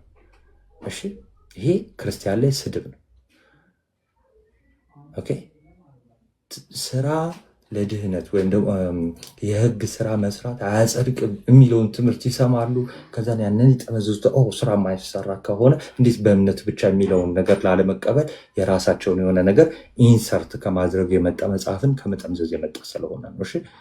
እሺ ስለዚህ ምን አለ ሰለሞንስ መልካም እንዲመጣ ክፉ አናደርግም። ስለዚህ እንደዛ ከሆነማ በቃ ክፉ ነገር እያደረግን በቃ መልካም ነገር ነው የሚመጣው። እግዚአብሔር ይሸልማል። ዋሽ፣ ስረቅ፣ እንግዲህ አንተ እንዳልከው እንግዲህ ይሸልማል። እናያለን። ምዕራፍ 1 ምዕራፍ 2 ስለ ቁጣ ተናግሯል። በነገራችን ላይ እንዳትረሱ ቁጣ ይመጣል እና ንስሐ በማይገባ ልብ ቁጣውን ማንም በራሱ ላይ እንደሚያከመኝ ተናግሯል። ከዛስ ምን አለ? እንዲህ ይሰድቡናል፣ አንዳንዱም እንዲሁ እንድንል ይናገራሉ። እንዲህ ብለው እነ ቅዱስ ጳውሎስ ያስተምራሉ ብለው ይናገራሉ። እሺ እነ ቅዱስ ጳውሎስ እኮ ሐዋርያትም እንዲህ ነው ያስተማሩት እያሉ አሁን ያልናቸውን እሺ የእግዚአብሔር ምሕረት፣ የእግዚአብሔር ጽድቅ፣ የእግዚአብሔር ክብር የታየው እኛ ኃጢአት ስለሰራን ነው። ስለዚህ በኃጢአት ስለቆየ የእሱ ክብሩ ስለታየ ምሕረቱ ስለታየ ለምንድን የሚቀጣን? ይህን ትምህርት ሐዋርያት አስተምረዋል ብለው በውሸት ይናገራሉ። ከዛስ ምን አለ? የእነርሱም ፍርድ ቅን ነው። አናቴማ አወገዛቸው፣ ፈረደባቸው። እሺ የእነሱም ፍርድ ቅን ነው፣ አይቀርላቸው። እሺ የእነሱም ፍርድ ቅን ነው። ስለዚህ እምነት እግዚአብሔር በመጨረሻ እንደሚያጸድቀን በመናገር ሰዎች ኃጢአት እንዲሰሩ ለማበረታታት አይደለም። እግዚአብሔር ያድነናል፣ እግዚአብሔር ነፃ ያወጣናል፣ ይምረናል። ይሄንን ትምህርት ስንማር ኦኬ ኃጢአት ስሩ በቃ ይምረናል እያለን አይደለም። ሐዋርያው ቅዱስ ጳውሎስ ያለው ሰው ኃጢአት ስንሰራ ካልተመለስን ተቆርጠን የምንጣለው ምዕራፍ 9 ከዚህ በኋላ ያሉትም ክፍሎች በትክክል ስለሚያስረዱ ማለት ነው።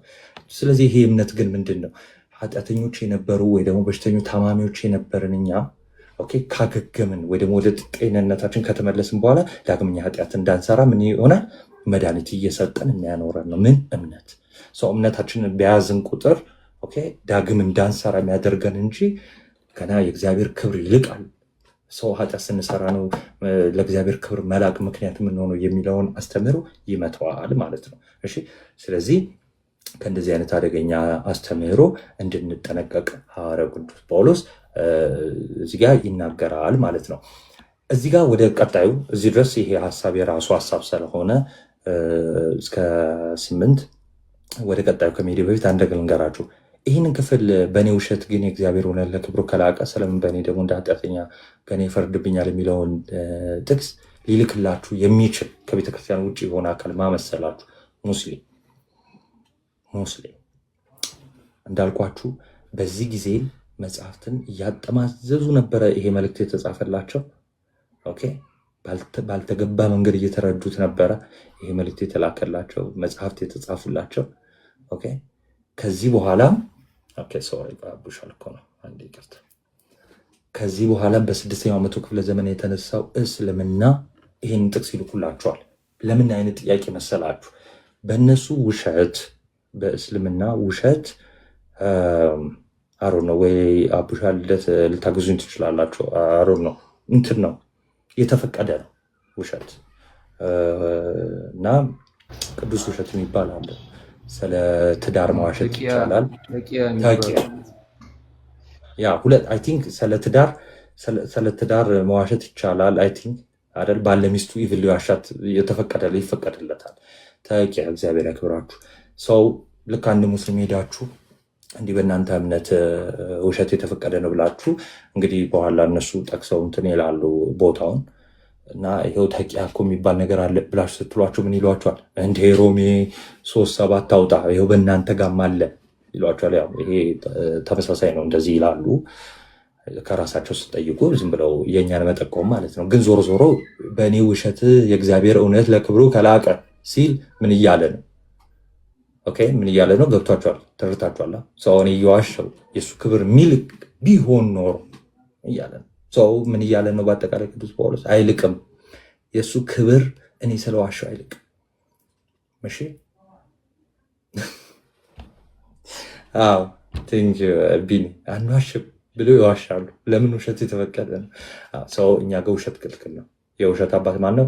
ዲያብሎስ። ውሸት የውሸት አባት ዲያብሎስ ነው። ስለዚህ ይሄ ክፍል ቶታሊ አሁን ሰው ቢያነሱባችሁ ምናምን እንትን አትሉ እና ግራ ገብቷችሁ እንድታልፉ ስላልፈለግኩ ነው። ጻፉልኝ ኮመንት ላይ ገብቷችኋል። ይሄ አሁን ያነሳ ነው ክፍል ካልገባችሁ ነው አይደክመኝም። እሺ አቡሳላ እሺ፣ እንዳትወጣ በማስረጃ አድርጌ ያሳያለሁ። እሺ አንዴ እንዳትወጣ። እሺ ሳምሬት ጎበዜ። እሺ ያልገባችሁ አንድ ቁጥር ጻፉልኝ። ተቂያ የለም አቡሳላ ምን አለ? ተቂያ የሚባል ነገር የለም ብሎኛል እና በማስረጃ አድርገን እናሳየዋለን ማለት ነው። እሺ አንድ ቁጥር ያልገባችሁ ቀላል ነው። እሺ ሙሉን አልደግመውም። በጣም ያ ችግር እደግመዋለሁ። ሙሉን ሳይሆን ይሄን ፓርት እደግመዋለሁ። እሺ አሁን ልብ ብላችሁ አዳምጡኝ። እሺ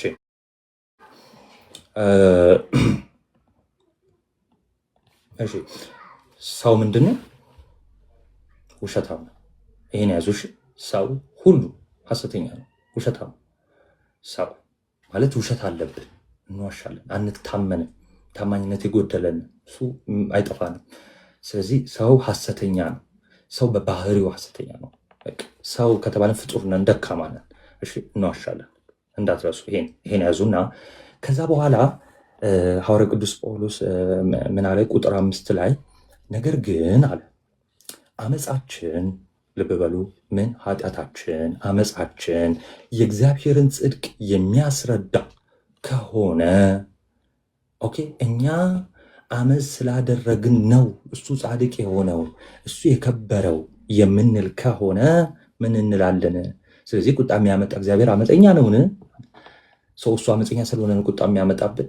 ቁጣ የሚያመጣብን ለምንድን ነው? መልካም ስላልሰራ ነው። እንደ ስራችን ስለሚከፍለን ነው አይደለ? ቁጣ የሚቀጣን ቁጣው የሚመጣው። እሺ ይህን ግን ያለው እንደ ሰው ልማድ ነው። እንደ ሰው ልማድ ምን ማለት እንደው ልንገራችሁ። ሰዎች ምን ይላሉ? በጊዜው ይህን ጽሁፍ በሰዎች ንግግር አድርጌ ልንገራችሁ። ሐዋርያው ቅዱስ ጳውሎስ ያለው የእኛን አስተምሮ አይደለም፣ የሰዎቹን እንደ ሰው ልማድ እላለዋል። ወይ ደግሞ ሰዎች እዛ በተለምዶ ይህ እንዲህ ነው እያሉ ሰውን እያሳሳቱ ነው። ምን እያሉ መሰላችሁ? አመፃችን የእግዚአብሔርን ጽድቅ ያስረዳል። እግዚአብሔር ይምራል አይምርም? የእግዚአብሔር ጽድቅ መማር ነው አይደለ? ስለዚህ እግዚአብሔር የሚምረው ጳውሎስ አይደለም የሚለው። ይሄንን ማን ነው? እነዚህ ሰዎች ኦኬ፣ ይሄ መልእክት የተላከላቸው መምህራንን ብለው የሚጠሩ ራሳቸው ሊሆኑ ይችላሉ። አይሁዳውያንን ብለው የሚጠሩ ሊሆኑ ይችላሉ። ምን አለ? ምን ብለው ይናገራሉ? ይኸውላችሁ አመፃችን ወይ ደግሞ ኃጢአታችን የእግዚአብሔርን ጽድቅ ያስረዳል። እንዴት? እኛ ኃጢአት ስላደረግን ነው የእሱ ጽድቅ የታየው። እኛ ባናረግ ኖሮ አይታይም ነበር፣ ጽድቁ ምሕረቱ አይታይም ነበር። ስለዚህ እሱ የከበረው እግዚአብሔር እኮ መሐሪ ነው። እግዚአብሔር መሐሪ ነው አይደል? እናንተ ልጠይቃችሁ፣ እግዚአብሔር መሐሪ ነው። ስለዚህ ምን አይነት ሎጂክ አመጡ መሰላችሁ? እነሱ ማለት ነው የሚማረው ነገር ምሕረት የሚሰጠው አካል ሳይኖር ምሕረት የሚባል ነገር የለም አይደለ ብለው ነው። እሺ ስለዚህ እግዚአብሔር መሐሪ ነው ብለን የምናከብረው ሰው የሚያከብረው አሁን ከፍ ከፍ የምናደርገው በጻድቃን በመላእክት ከፍ የሚለው እኛ ኃጢአት ስለሰራን ነው። ባንሰራ ኖሮ ምኑን ይመረናል? ይቅር ባይለን ኖሮ እኛም ይቅርታ አናገኝም። ወይም ደግሞ ኃጢአት ባንሰራ ኖሮ ይቅር የሚለንም ነገር አይኖርም። ስለዚህ ለሱ መክበር፣ ለሱ ጽድቅ፣ ኦኬ ለሱ ከፍ ማለት ግሎሪ መደረግ የሱ ጽድቅ የታየው እኛ ኃጢአት ስለሰራን ነው ብለው አስተማሩ። ነገር ግን አመፃችን የእግዚአብሔርን ጽድቅ ካስረዳ ወይ ደግሞ የሚያስረዳ ከሆነ ምን እንላለን? ቁጣን የሚያመጣ እግዚአብሔር አመፀኛ ነውን? እንዴት? ይኸው እሱ የሚከብር ከሆነ በእኛ እሺ፣ እንዴት እንደሆነ ላስረዳችሁ። በሌላ ምሳሌ ላይ አቡሻም ካገዘኝ ያግዘኛል። እሺ እኔ ኳስ ተጫዋች ነኝ እንበል። እኔ ኳስ እንዳሸንፍ ወይም ደግሞ እሺ እኔ ታዋቂ እንደሆን ሰዎች እንዲያውቁኝ ብዙ ነገር አረጋችሁልኝ፣ በጣም ብዙ ነገር አረጋችሁልኝ። እና በእናንተ ምክንያት እኔ ምን ሆንኩ? ታዋቂ ሆንኩ። ከዛስ እናንተ ላይ ፈርዳለሁ እንዴ? እናንተን አጠፋችኋለሁ እንዴ? አላጠፋ። ለምን አጠፋችኋለሁ? እናንተማ ውለታ የዋላችሁልኝ ናችሁ። እኔ ከፍ እንድል አይደል ነው አይደለ? ገብቷችኋል? ምሳሌ እኔ ከፍ እንድል፣ እኔ ታዋቂ እንደሆን፣ እኔ ስሜ እንዲገን እናንተ የበኩላችሁን አስተዋጽኦ አድርጋችሁ ከፍ አድርጋችሁ ናቲ እንዲህ ነው ብላችሁ ከፍ አድርጋችሁ በኋላ ላይ ዞር በሉ እንዴት እላችኋለሁ አልላችሁ አይደለ? ዞር በሉ አልላችሁ። ለምን? እናንተ ናችሁ የኔን ከፍታ እንዲታይ ያደረጋችሁት አይደለ? ስለዚህ ልክ ኃጢአት ስታደርጉ አይ ለምሳሌ ናቲ ከፍ አድርጋችሁ አይ ናቲ እኮ ጥሩ ሰው አይደለም ተሳዳቢ ነው ስትሉ አይ ችግር የለውም እያልኩ ነው የምቀጥለው። ለምን? በእናንተ ምክንያት ነው ከፍ ያልኩት። በእናንተ ምክንያት ከፍ ካልኩ ማለት ነው አይደል? ወይ ደግሞ ትልቅ ደረጃ ከደረስኩ። እሺ እንዲህ ቢሆንስ? ልክ የሆነ ነገር ስለኔ ስትናገሩ ግደሉት፣ አጥፉት ምናምን እያልኩ ቅጣትን ማስተላለፍ ከሆነ አመፀኛ ስለሆንኩ ነው? አመፀኛ ስለሆንኩ ነው? አይደለም አይደለ? አዎ ዝም ካልኩ ነው አመፀኛ መሆን፣ ዝም ካልኩ። ስለዚህ ወደ እግዚአብሔር ደግሞ ስንመልሰው ሰዎች ኃጢአት ሰርተዋል፣ እግዚአብሔር ምሯል። አዎ የእግዚአብሔር ምሕረት አይተናል። የእግዚአብሔርን ምሕረት አይተናል፣ ተመልክተናል፣ እናመሰግናለን አይደለ? ግን የእግዚአብሔር ምሕረት ከመጀመሪያው ጀምሮ የነበረ ከመጀመሪያ እሺ፣ በእኛ ላይ የተመሰረተ አይደለም። የኛ ኃጢአት መስራት፣ የኛ አለመስራት የእሱን ክብር ዝቅም ከፍም አያደርገው እያለን ነው። ለዛ ነው ምን አለ? ነገር ግን አመፃችን፣ ኃጢአታችን የእግዚአብሔር ጽድቅ የሚያስረዳ ከሆነ ምን እንላለን? ስለዚህ ቁጣን የሚያመጣ እግዚአብሔር አመፀኛ ነውን? እንደ ሰው ልማድ ይላሉ። ስለዚህ ሰዎች እንዲህ ይላሉ። ምን እያሉ ነው አሁን እነዚህ ሰዎች ግን? አይ ይኸው እኛ ኃጢአት ሰርተን እሱ ከበረ ከፍ አለ፣ ሰዎች አዩት። ኦኬ እሱ የእሱን ምሕረት የእሱን ጸጋ ሰው ሁሉ አይቶት አመሰገነው። እንዴት ይቀጣናል ኃጢአት ሰራችሁ ብሎ? ስለዚህ አመፀኛ ነው እያሉ ነው ሰዎች ናቸው። ምን እያሉ ነው? እንዴ እኛ ኃጢአት ስለሰራን አይደል እንዴ እግዚአብሔር ምሕረት የታየው? እና አሁን እኛ ኃጢአት ስንሰራ ለምንድን ነው የሚቀጣን? መቅጣት የለበትም። እንደውም ሊሸልመን ነበር የሚገባው። ምክንያቱም እኛ ኃጢአት ባንሰራ ኖሮ እሱም ምሕረት አያደርግልንም ነበር። ምሕረት ካላረገልን ደግሞ አይመሰገንም ነበር። ስለዚህ ለመመስገኑ ምሕረት ለማድረጉ ከፍ ለማለቱ እኛንን ምክንያት እያሉ ነው ሰዎች፣ የተሳሳቱ ሰዎች፣ የተፈረደባቸው ሰዎች። ስለዚህ ቅዱስ ጳውሎስ ምን አለ? ይሄ አይሆናል። እሺ እንዲህ አይደለም ማለት እንዲህ አይሆን። ቁጥር 6 ላይ እንዲህ ቢሆን አሁን እነሱ እንዳሉት ቢሆን እግዚአብሔር በዓለም እንዴት ይፈርዳል? ይኸው ቅድም እንዳልኳችሁ ማለት ነው። እኔን ከፍ አድርጋችሁኝ ታዋቂ አድርጋችሁኝ እንዴት መልሼ እናንተ ላይ ፈርዳለሁ? ይኸው እሱን ከፍ አድርገውት ቢሆን በእነሱ ምክንያት ከሆነ ምሕረቱ እንትን ያለው ጽድቁ የታየው ወይ ደግሞ በመላእክት በጻድቃን የከበረው በእነሱ ምክንያት ከውዝ ምክንያት ቢሆኑ ኖሮ በእነሱ ምክንያት ቢሆን ኖሮ አይፈርድባቸውም ነበር። ኃጢአት ሲያደርጉ አይዟችሁ እኔ እምራለሁ ነገር ለምን ይፈርዳል እንዴ? ለዛ ነው ወደ ራሱ ዞር አደረገና ቁጥር 7 ላይ በእኔ ውሸት እኔ በዋሽ የእግዚአብሔር ደግሞ እውነት ክብር እንዲሁ ከክብሩ ቢልቅ እኔ ዋሽቼ ማለት ነው አለ ቅዱስ ጳውሎስ።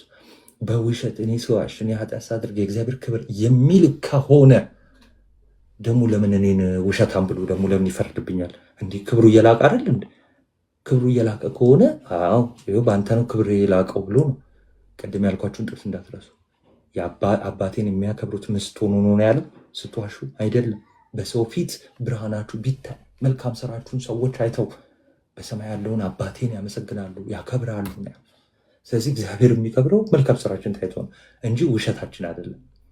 ውሸታችን ቢታይ ኖሮ ግን ኦኬ፣ በውሸታችን ቢሆን ኖሮ እግዚአብሔር የሚከብረው ለምን ውሸታም ብሎ ይፈርድብናል? ለምን? ለዛ ነው ሐዋርያው ቅዱስ ጳውሎስ በእኔ ውሸት የእግዚአብሔር እውነት ጽድቅ ለክብሩ ከላቀ ስለምን በእኔ ደግሞ እንደ ኃጢአተኛ ጋር ይፈርድብኛል? ከዋሻው ፍርድ አለብኝ። ይኸው እናንተ ምዕራፍ 1 እና ምዕራፍ 2 ለጀንታይል ወይ ደግሞ ለአህዛብና ለአይሁድ የተሰጠ ነገር አለ። ምን የተፈጥሮ ሕግ አላቸው፣ በጽሁፍ የተሰጠ አላቸው አይደለ? እነዚህን በመተላለፋችሁ ቁጣ አለባችሁ ብያችኋለሁ። አዎ ኦኬ። ሰው እናንተ በመተላለፋችሁ እግዚአብሔር የሚከብር ከሆነ ለምን ይቆጣችኋል? ለምን ይቆጣል? እሺ እያላቸው ነው። ከዛ ነው ዝቅ ብሎ ስለምንስ መልካም እንዲመጣ ክፉ አናደርግ። አሁን እግዚአብሔር የማይቆጣ ከሆነ ለምሳሌ እንዳልኳችሁ በእነሱ ቲዎሪ ወይ ደግሞ በእነሱ ሎጂክ መልካም ማን ነው ኃጢአት ስንሰራ የእሱ ምሕረት ይታያል። የእሱ ምሕረት ሲታይ እግዚአብሔር ይመሰገናል፣ ከፍ ይላል፣ በጻድቃን በመላእክቱ ስሙ ከፍ እያለ ይሄዳል። ልክ እኛ ስንሰራ ማለት ነው እሱ ምሕረቱ ሲምረን ማለት ነው አደለ? ኃጢአት ስንሰራ ሲምረን አደለ? ከዛ በኋላ ደግሞ ኃጢአት ስንሰራ እንዲሁ ዝም ሲለን ማለት ቁጣ ባያመጣብን ይሄ መልካም ነው አደለ? ቁጣ አለመምጣት ማለት መልካም ነው። ስለዚህ ቁጣ ካልመጣ ወይም ደግሞ በቀኙ ከሆነ መንግስቱን ወራሽ ከሆነን ይሄ መልካም ነው አደለ? ስለዚህ መንግስቱን እንድንወርስ ከቁጣው እንድንሸሽ ለምን በኃጢአት ታዲያ ዴይሊ እንትን አናረግም? ወክ አናረግም? ለምን ኃጢአት አንሰራ? እሺ አንዴ ይቅርታ ሚዩት ብሎ ካላረግም ናግባ አንዴ። እሺ ኢንቫይት አድርጌሃለሁ። እታች ላሉት የጴንጤን መጨረሻ እንግዲህ ጴንጤ ነው የምትሆነው። ምን አለኝ? ሰዎች ቅዱሳንን በማሳደድ በመግደል በመቆጣት በምን አልኩ? በመግደል መግደል ኃጢአት ነው፣ መቆጣት ኃጢአት ነው፣ ማሳደድ ኃጢአት ነው። እሺ ለእግዚአብሔር ጽድቅ የቆሙ ይመስላቸው ስለነበር ነው። አንተን የመሰለ ሊቃውንት ከስራ አድርጌ እኔ ራሱ ማውራቴ እና ግባና እናውራ። ወይም ደግሞ በቃ አትጻፍ፣ ወይ ደግሞ ሚዩት አድርጉት። በቃ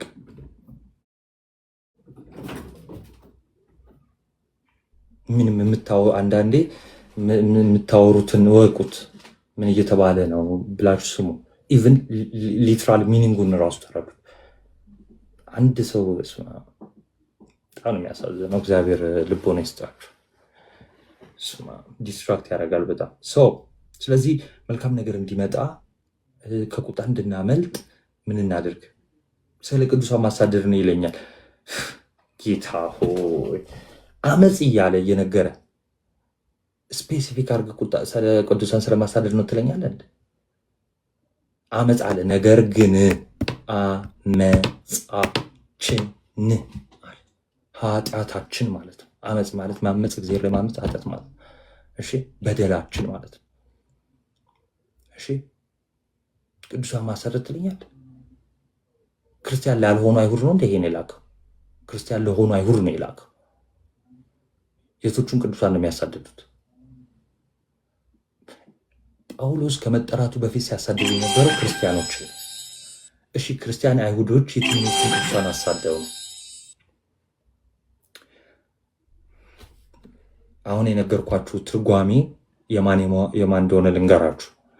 ይህንን ከምዕራፍ 4 ጀምሮ ቆጵሪያኖስ ሲፕሪያን ኦፍ ካርቴጅ፣ እሺ ቅዱስ ቆጵሪያኖስ፣ ቅዱስ ዮሐንስ አፈወርቅ። እኔ ባይዜ ከሱ ነው እሺ በዋናነት እንትን የምለው ማነበው የምነግራችሁም ለእናንተ መጥቼ እሱ ነው እና በብዛት የምትሰሙት የቅዱስ ዮሐንስ አፈወርቅ ነው።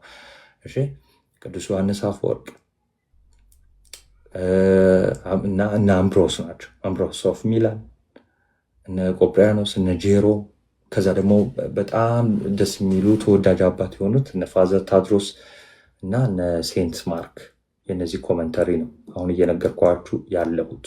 ከግል ያወራሁት ነገር የለም። ኤኒዌይስ ለሌሎቻችሁ ለአንድ ሰው ብዬ እንትን ማድረግ አልፈልግም፣ በጣም ይቅርታ። ኤኒዌይስ ኒድ ሙቭ ኦን። ስለዚህ መልካም ነገር እንዲመጣ ክፉ ማድረግ አለብን ማለት ነው፣ እንደናንተ ሀሳብ እያላቸው ነው። ስለዚህ እንዲሁ እያሉ ይሰድቡናል፣ ሞክ ያደርጋሉ፣ ብላስፈሚ ይሳለቃሉ እግዚአብሔር ላይ። እሺ እግዚአብሔር ላይ መሳለቅ ነው ይሄ፣ እግዚአብሔር ላይ መሳለቅ ነው፣ ብላስፈሚ ነው። እሺ እንዲሁ ይሰድቡናል።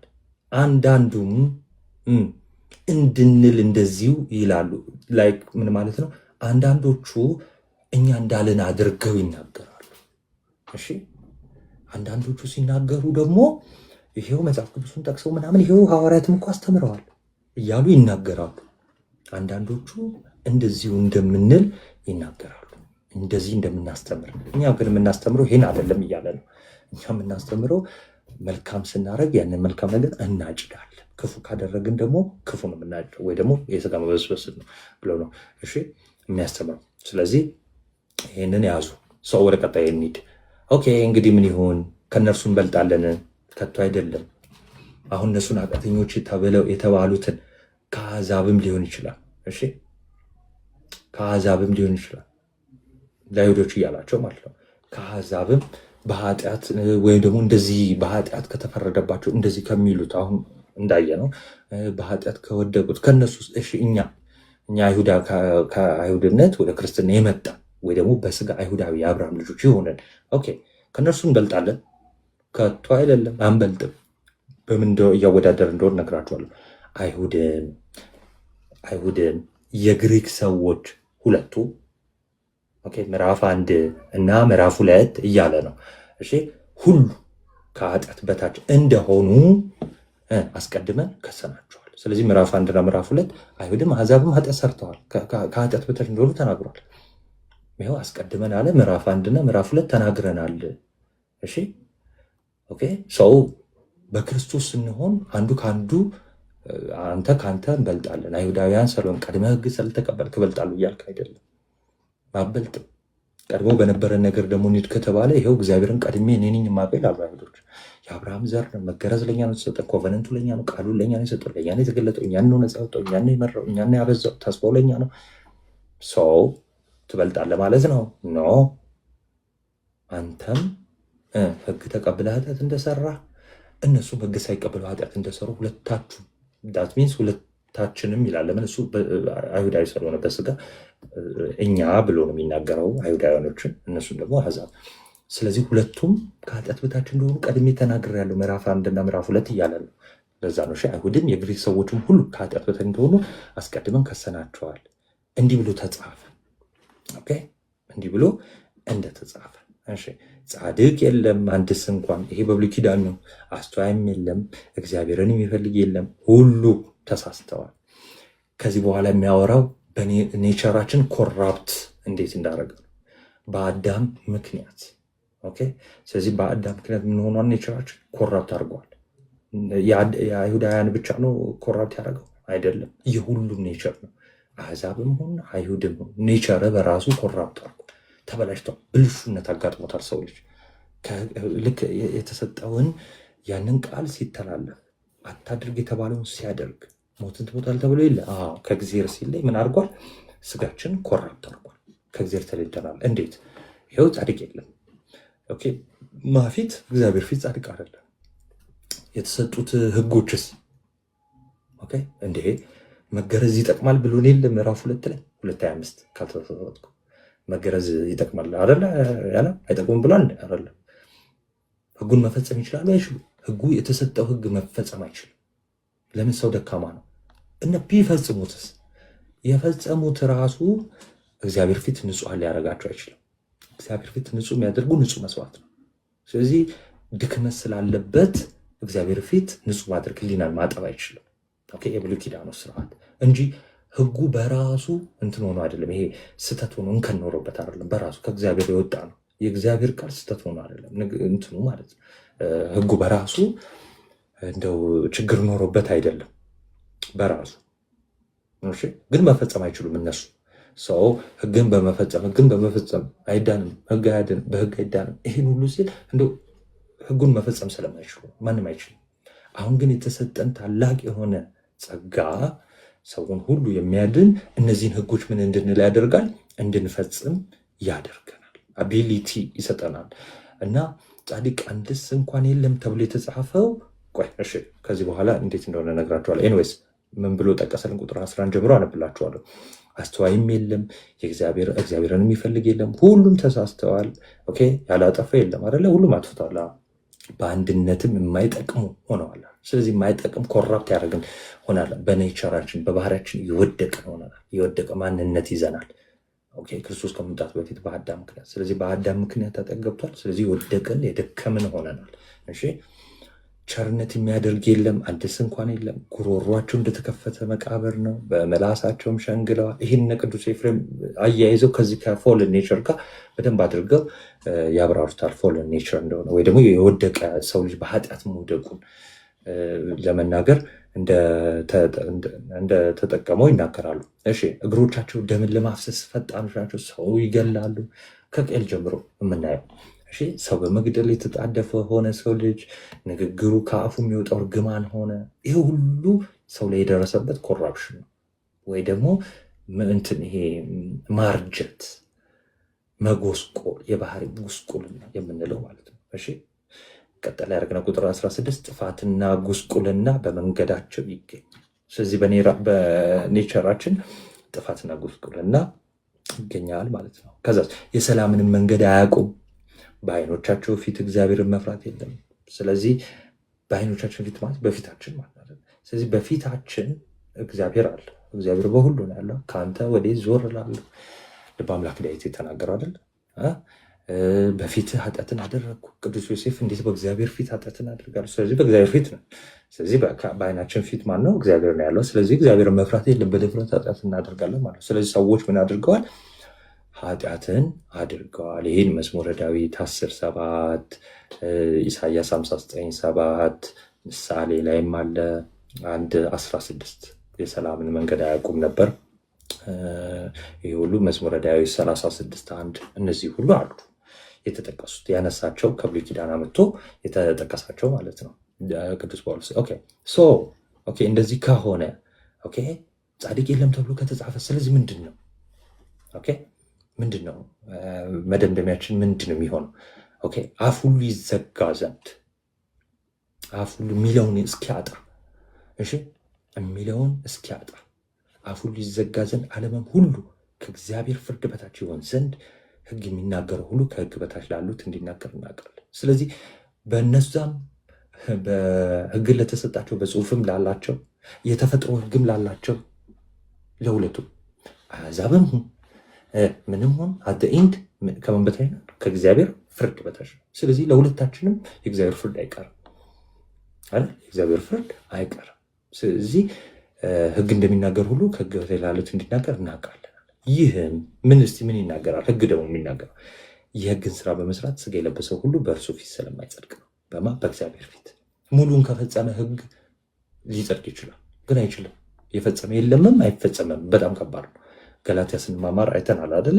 አንዱ የመንጻት ቀኑን ቢሳሳት፣ እሺ ቀኑን ባይሳሳት ቀኑን ቢጠብቅ የሚነጻበትን እንኳን መጠበቅ አለበት። የሚነጻበትን ቢጠብቅ እያንዳንዱ ስርዓትና ሕግ መጠበቅ አለበት። ለምሳሌ ይሄ ስለ ብሉይ ኪዳን ሕግ ነው። እሺ በብሉይ ኪዳን ስለተሰጡ ወይም ደግሞ የኦሪት ሕጎችን ነው የሚያወራው። ኦኬ ስለዚህ ይህንን ሕግ በመስራት ሰው እግዚአብሔር ፊት ምን አይደለም ጻድቅ ሊሆን አልቻለም። ምክንያቱም ሊሰራው ስላልቻለ ብቁ አይደለም። እግዚአብሔር ፊት አያጸድቅም። የኦሪቱ መስዋዕት ብንል የኦሪቱ መስዋዕት በክርስቶስ አሁን ተተክቶልናል አይደለ? ሰው የሚያጸድቅ መስዋዕት አማናዊው መስዋዕት አማናዊ በግ ነው። ያኛው አይደለም። ያኛው ሊያጸድቅ አልቻለም። ሕሊናን ማጠብ እንኳን አልቻለም ብለን ዕብራውያን ላይ ስለተማማርን። ኦኬ ስለዚህ ይህም የሕግን ስራ በመስራት ስጋ የለበሰው ሁሉ በእርሱ ፊት ስለማይጸድቅ ነው። ለምን? ኃጢአት በሕግ ይታወቃለን። ኃጢአት ምንድን ነው የሚያደርገው? ማነው ሕግ ምንድን ነው የሚያደርገው? ኃጢአትን ነው። እሺ እንዴት እንደሆነ ቀለል አድርጌ ልንገራችሁ። መስታወት ቤታችሁ የሌለ ሰው የለም ታውቃላችሁ አይደል? ያው መስታወት ነው እንበል፣ ፊቴ ቆሽሿል ምናምን ምናምን። ስለዚህ ይሄ መስታወት ምንድን ነው የሚያደርግልኝ? ቆሻሻዬን ነው የሚነግረኝ። ሰው ቆሻሻ መንጋ እንዳለብኝ ማለት ልክ ሕግ እንደዚህ ነው። መስታወቱ ያጥበኛል እንዴ? ፊቴን አያጥበውማ፣ ወይ ደግሞ ፊቴ ላይ ያለውን ቆሻሻ ላይ ያጥበው አይችልም። ልክ ሕግ እንደዛ ነው። ኦኬ የተሰጠው ሕግ ኃጢአትን እንድናቅ ያደርገናል። ሕጉ ከመሰጠቱ በፊት ለምሳሌ መስረቅ ኃጢአት እንደሆነ እንዳልሆነ አያውቅም፣ ሰውዬው አያውቅም። እንዴት ብላችሁ ትከሱታላችሁ? አንተ ኃጢአተኛ እንዴት ይባላል? በየትኛው ሕግ? ለዛ ነው ምዕራፍ 1ን ስንማማር ያ ሕግ ስለሌላቸው በተፈጥሮ ሕግ ነው የሚዳኙት፣ ሕጉን ያልተቀበሉት ሰዎች። ኦኬ ለምን? በተፈጥሮ እግዚአብሔር ራሱን ገልጧል አይደለ? በፍጥረቱ ይታወቃል እግዚአብሔር አይደለ? ስለዚህ ይህ መስታወት ምንድን የሚያደርገኝ? ቆሻሻዬን ይነግረኛል። ይሄ ቆሻሻ አለ፣ በዚህ ጋር ቆሻሻ አለ፣ በዚህ ጋር ቆሻሻ አለ፣ በዚህ ጋር ቆሻሻ አለ እያለ ይነግረኛል ማለት ነው። ምኑ? መስታወቱ። ሰው መስታወቱን አይቼ ቆሻሻዬን ወደ ማንሳት ሄዳል። ስለዚህ ሕጉ ምን ያደርጋል? እነዛን ቆሻሾች ወደ ማስወገድ እንዲሄድ ነው የሚያደርገኝ ማለት ነው አይደል? በተቃራኒው ግን ቆሻሻዬን ነው የሚጠቁመው። ኦኬ ጉድለቴን ነው የሚጠቁመው ሕጉ ማለት ነው። እሺ ስለዚህ አታመንዝር የሚለው ሕግ ምንድነው? ኃጢአቱ በሕጉ ነው የሚታወቅ እንዴ ይሄ ልጅ እኮ ኃጢአት ሰራ። የምን ኃጢአት? አታመንዝር የሚለውን ህግ ተላለፈ እኮ። ዩሲ አታመንዝር የሚለው ህግ ስላለ ነው ይሄ ኃጢአት የታወቀ። ይሄ ህግ ከሌለ ግን ይሄ ኃጢአት አይታወቅም። ስለዚህ ሰውየው ማመንዘር ኃጢአት ይሁን። አሁን ለምሳሌ አረማመዳችን ቶሎ ቶሎ ስንራመድ ለምሳሌ ኃጢአት ነው አይደለም? አይደለም ነው መልሱ። በእርግጥ ግን አሁን ምንም የማናውቀው ጉዳይ ላይ በዕለት ተዕለት ተግባራችን የምናደርገው ነገር ኃጢአት ይሁን አይሁን የማናውቀው ነገር ይኖራል። ምናልባት ህጉን ካለማወቅም ሊሆን ይችላል። ሰው ህጉን ግን ልክ ስናውቀው ኃጢአት ይሁን አይሁን እናውቃለን ማለት ነው። ስለዚህ ምን አለ ሐዋርያው ቅዱስ ጳውሎስ? ኃጢአት በህግ ይታወቃል። ልክ እንደ መስታወት ነው። ይሄ ስተት ነው፣ ይሄ ማመንዘር ኃጢአት ነው የሚለውን ነገር ህጉ ነው የሚነግረን ማለት ነው። እሺ ኦኬ። ስለዚህ አሁን ግን እሺ በህግና በነቢያት የተመሰከረለት የእግዚአብሔር ጽድቅ ያለ ህግ ተገልጧል። ህግ ስራን በመስራት ሳይሆን እንዲሁ ተገልጧል።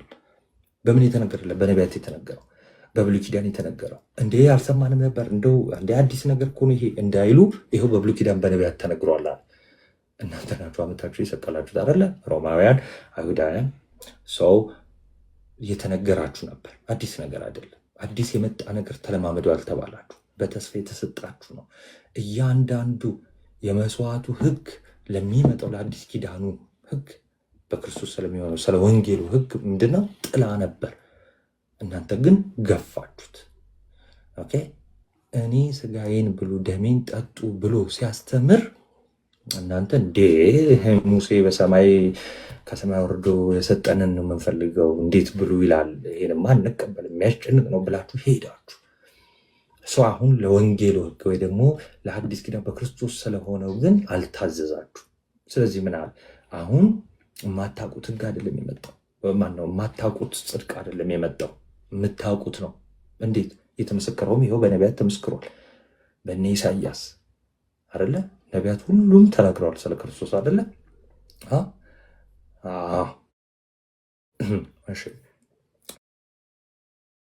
ስለዚህ በዚህ የተመሰከረው ክርስቶስ መጥቷል። አጠር አድርጌ ሰዓት ስለሄደ አጠር አድርጌ ልጨርስላችሁ ብዬ ነው ወንድሞች። ሀሳብ ዘት የእግዚአብሔር ጽድቅ ለሚያምኑ ሁሉ የሆነ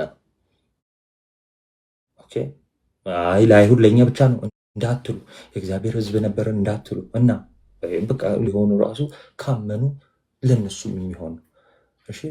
ክርስቶስ ለዓለም ሁሉ አልሞተም የሚል መንፍቅና እዚህ ጋር ትመታል።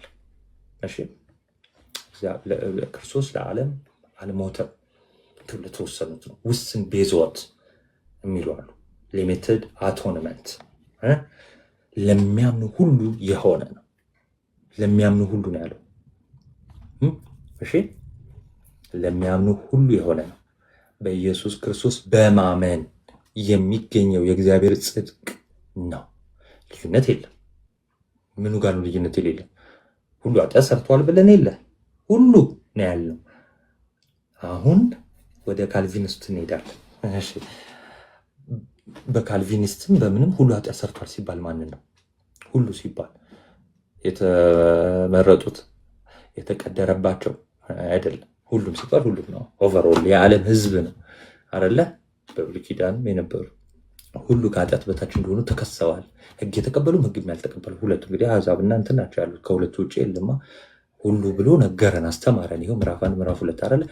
ሁሉ ኃጢአት ሰርተዋል ብለን የለ አለ። ይኸው ቁጥር 23 እሺ፣ ልመልሳችሁ እንዳትሳሳቱ ይጠቅማችኋል። ቁጥር 22 ላይ ምን አለ? እርሱም ለሚያምኑ ሁሉ የሆነ ነው። ምኑ? የእግዚአብሔር ጽድቅ። እሺ በኢየሱስ ክርስቶስ በማመን ምንድን ነው የምናምነው? በኢየሱስ ክርስቶስ በማመን የሚገኘው የእግዚአብሔር ጽድቅ ህግ ስራ በመስራት የሚገኝ የእግዚአብሔር ጽድቅ አይደለም። አሁን ምንድን ሆኗል? በማመን ነው። ስራ ከኛ አይጠበቅም። የእግዚአብሔርን ጽድቅ ለማግኘት መጀመሪያ ስራ ከኛ አይጠበቅም። በስራ ይዳናል የሚል አስተምሮ የለም አይደለ? እሺ ስለዚህ በኢየሱስ ክርስቶስ በማመን የሚገኝ ነው። ይህም ደግሞ የእግዚአብሔር ጽድቅ ነው እና ደግሞ ልዩነት የለም። ይህን ነገር ሲገኝ ልዩነት የለም አለ። እንዴት? ቁጥር 23 ሁሉ ኃጢአት ሰርተዋል ብለን የለ? የእግዚአብሔርን ክብር ጎድሏቸዋል ብለን የለ? ቁጥር 24 በኢየሱስ ክርስቶስ በሆነው ቤዛነት በኩል እንዲያው በጸጋው ይጸድቃሉ፣ በስጦታ ይጸድቃሉ። ጸጋ ማለት ስጦታ ማለት ነው። ከነሱ ያልሆነ ወይ ደግሞ ከኛ ያልሆነ ማለት ነው። እሺ ከኛ ያልሆነ ከኛ ምንም ነገር አይጠበቅም። ከኛ ምንም ነገር አይጠበቅም ስለ እምነት ምናምን። ኦኬ ከኛ ከሆነ ስራ ወይ ደግሞ እኛ ስለ ጾምን ኦኬ አደፈርስት ያንን የእግዚአብሔር ጽድቅ ለማግኘት እንደው ስለ ጾምን 40 ቀን 100 ቀን ይሁን ስለ ጾምን የህግን ስራ ስላደረግን የኦሪትን ስራ ስለፈጸምን እንደዛ ይሄ እንደዚህ ሳደለም ሄዳን ነው። እንዲማ ከሆነ በከንቱ ነው የሞተው። ለምን ሞት? እንዲማ ከሆነ እና አብርሃም አይበልጡም እንዴ? እኔ ኤልያስ አይበልጡም እንዴ? በመጾም ታዲያ ለምን ክርስቶስ መጣ ያስብላል አይደል? ስለዚህ አሁን የጸደቅነው እንዴት ነው? ኦኬ እንዴት ነው የጸደቅነው? እንዲያው ስጦታ ልብ በሉ። ስጦታ ነው። እንግዲህ እናንተ እንደ ወጣት ላውራችሁ። እሺ ስጦታ ነው። ደሞዝና ስጦታ ይለያያል። ለምሳሌ እኔ ለእናንተ የ10 ብር ካርድ ስጦታ ሰጠዋችሁ። ስጦታ ከሆነ በቃ ስጦታ ነው። ምንም አድርጋችሁ አይደለም። በቃ ይኸው ሰጠሁ፣ ወደድኳችሁ፣ ሰጠዋችሁ። ቢኖረኝ አሜን እያላችሁ አንድ ቀን እሰጣችኋለሁ ሲኖረኝ። ኤኒዌይስ አይቀርም ወይ እናንተ ለኔ ስጡኝ አቡሻ። እሺ ስጦታ ከሆነ እናንተ ስላረጋችሁ ዕዳ አይደለም የሚመለስ ወይ ለእናንተ የሚከፈል አይደለም። እሺ ለእናንተ የሚከፈል ስጦታ እንዲሁ የሚሰጣችሁ። ከእናንተ የሚጠብቅ ነገር አለ። አዎ ለምሳሌ እጅህን ዘርግተህ እንዲህ መቀበል ይኖርብሃል። እንዲህ ብለህ ከኪስህ ስልክህን አውጥቼ ካርድህን አልሞላለህ። ከአንተ የሚጠብቅ ነገር ይኖራል። ለምሳሌ በእንትን ሄደን ማመን፣ መጠመቅ፣ መቁረብ ይጠበቅብናል። ኦኬ እንዴት እንደሆነ እናያለን። 6 ላይ ምንም ላይ አበባ ተጀመረ። አሁን አቡሻ አበባ ሰጥቶኛል። ተውቴ ምሳሌ አይሆን ስላሞገስኩት ሊሆን ይችላል የሰጠኝ። ስለዚህ ይሄ ክፍያ ነው የሚሆነው። እሺ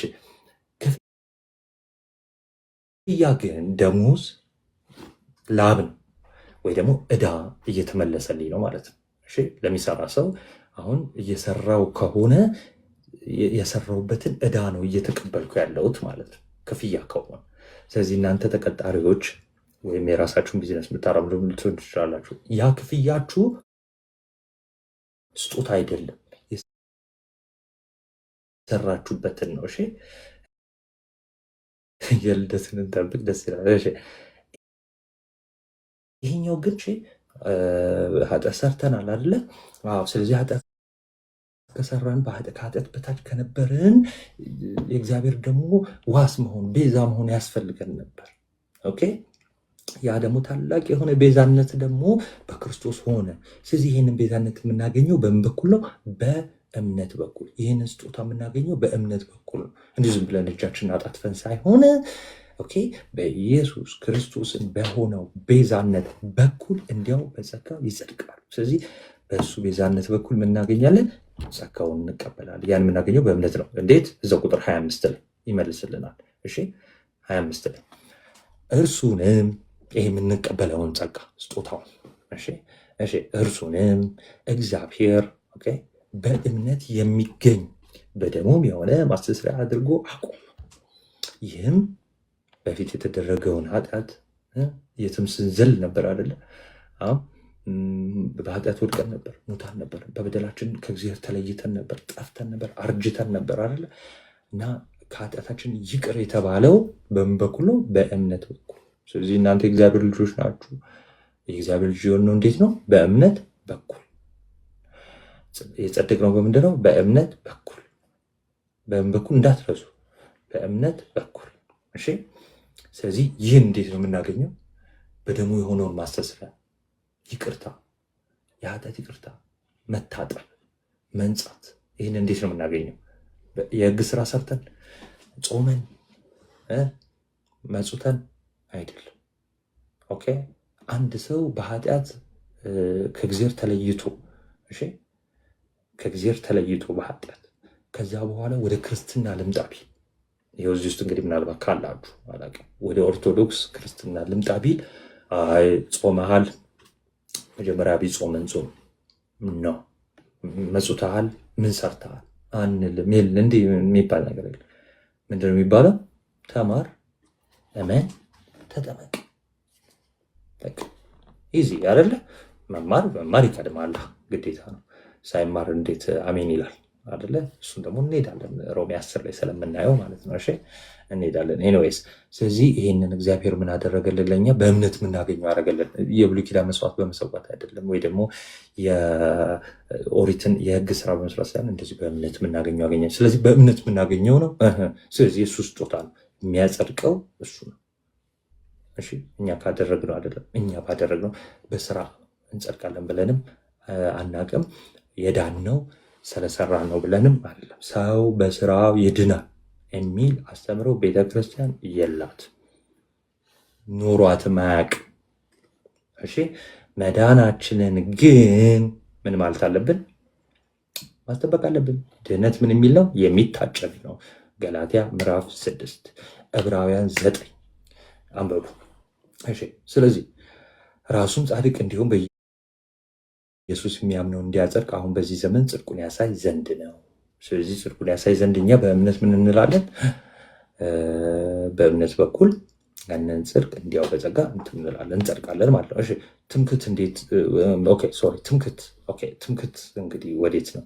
ታስታውሳላችሁ እናንተ ባሪያ ናችሁ ሲላቸው አይሁዳውያን ምን አሉት? ክርስቶስን ማለት ነው።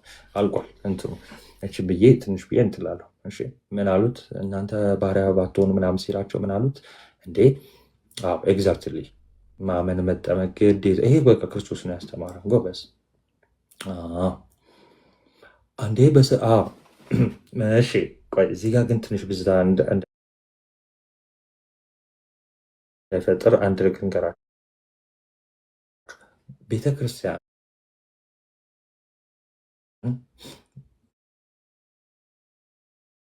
እምነት የዳነው እምነት ብላ ስራ ነው እንዴ?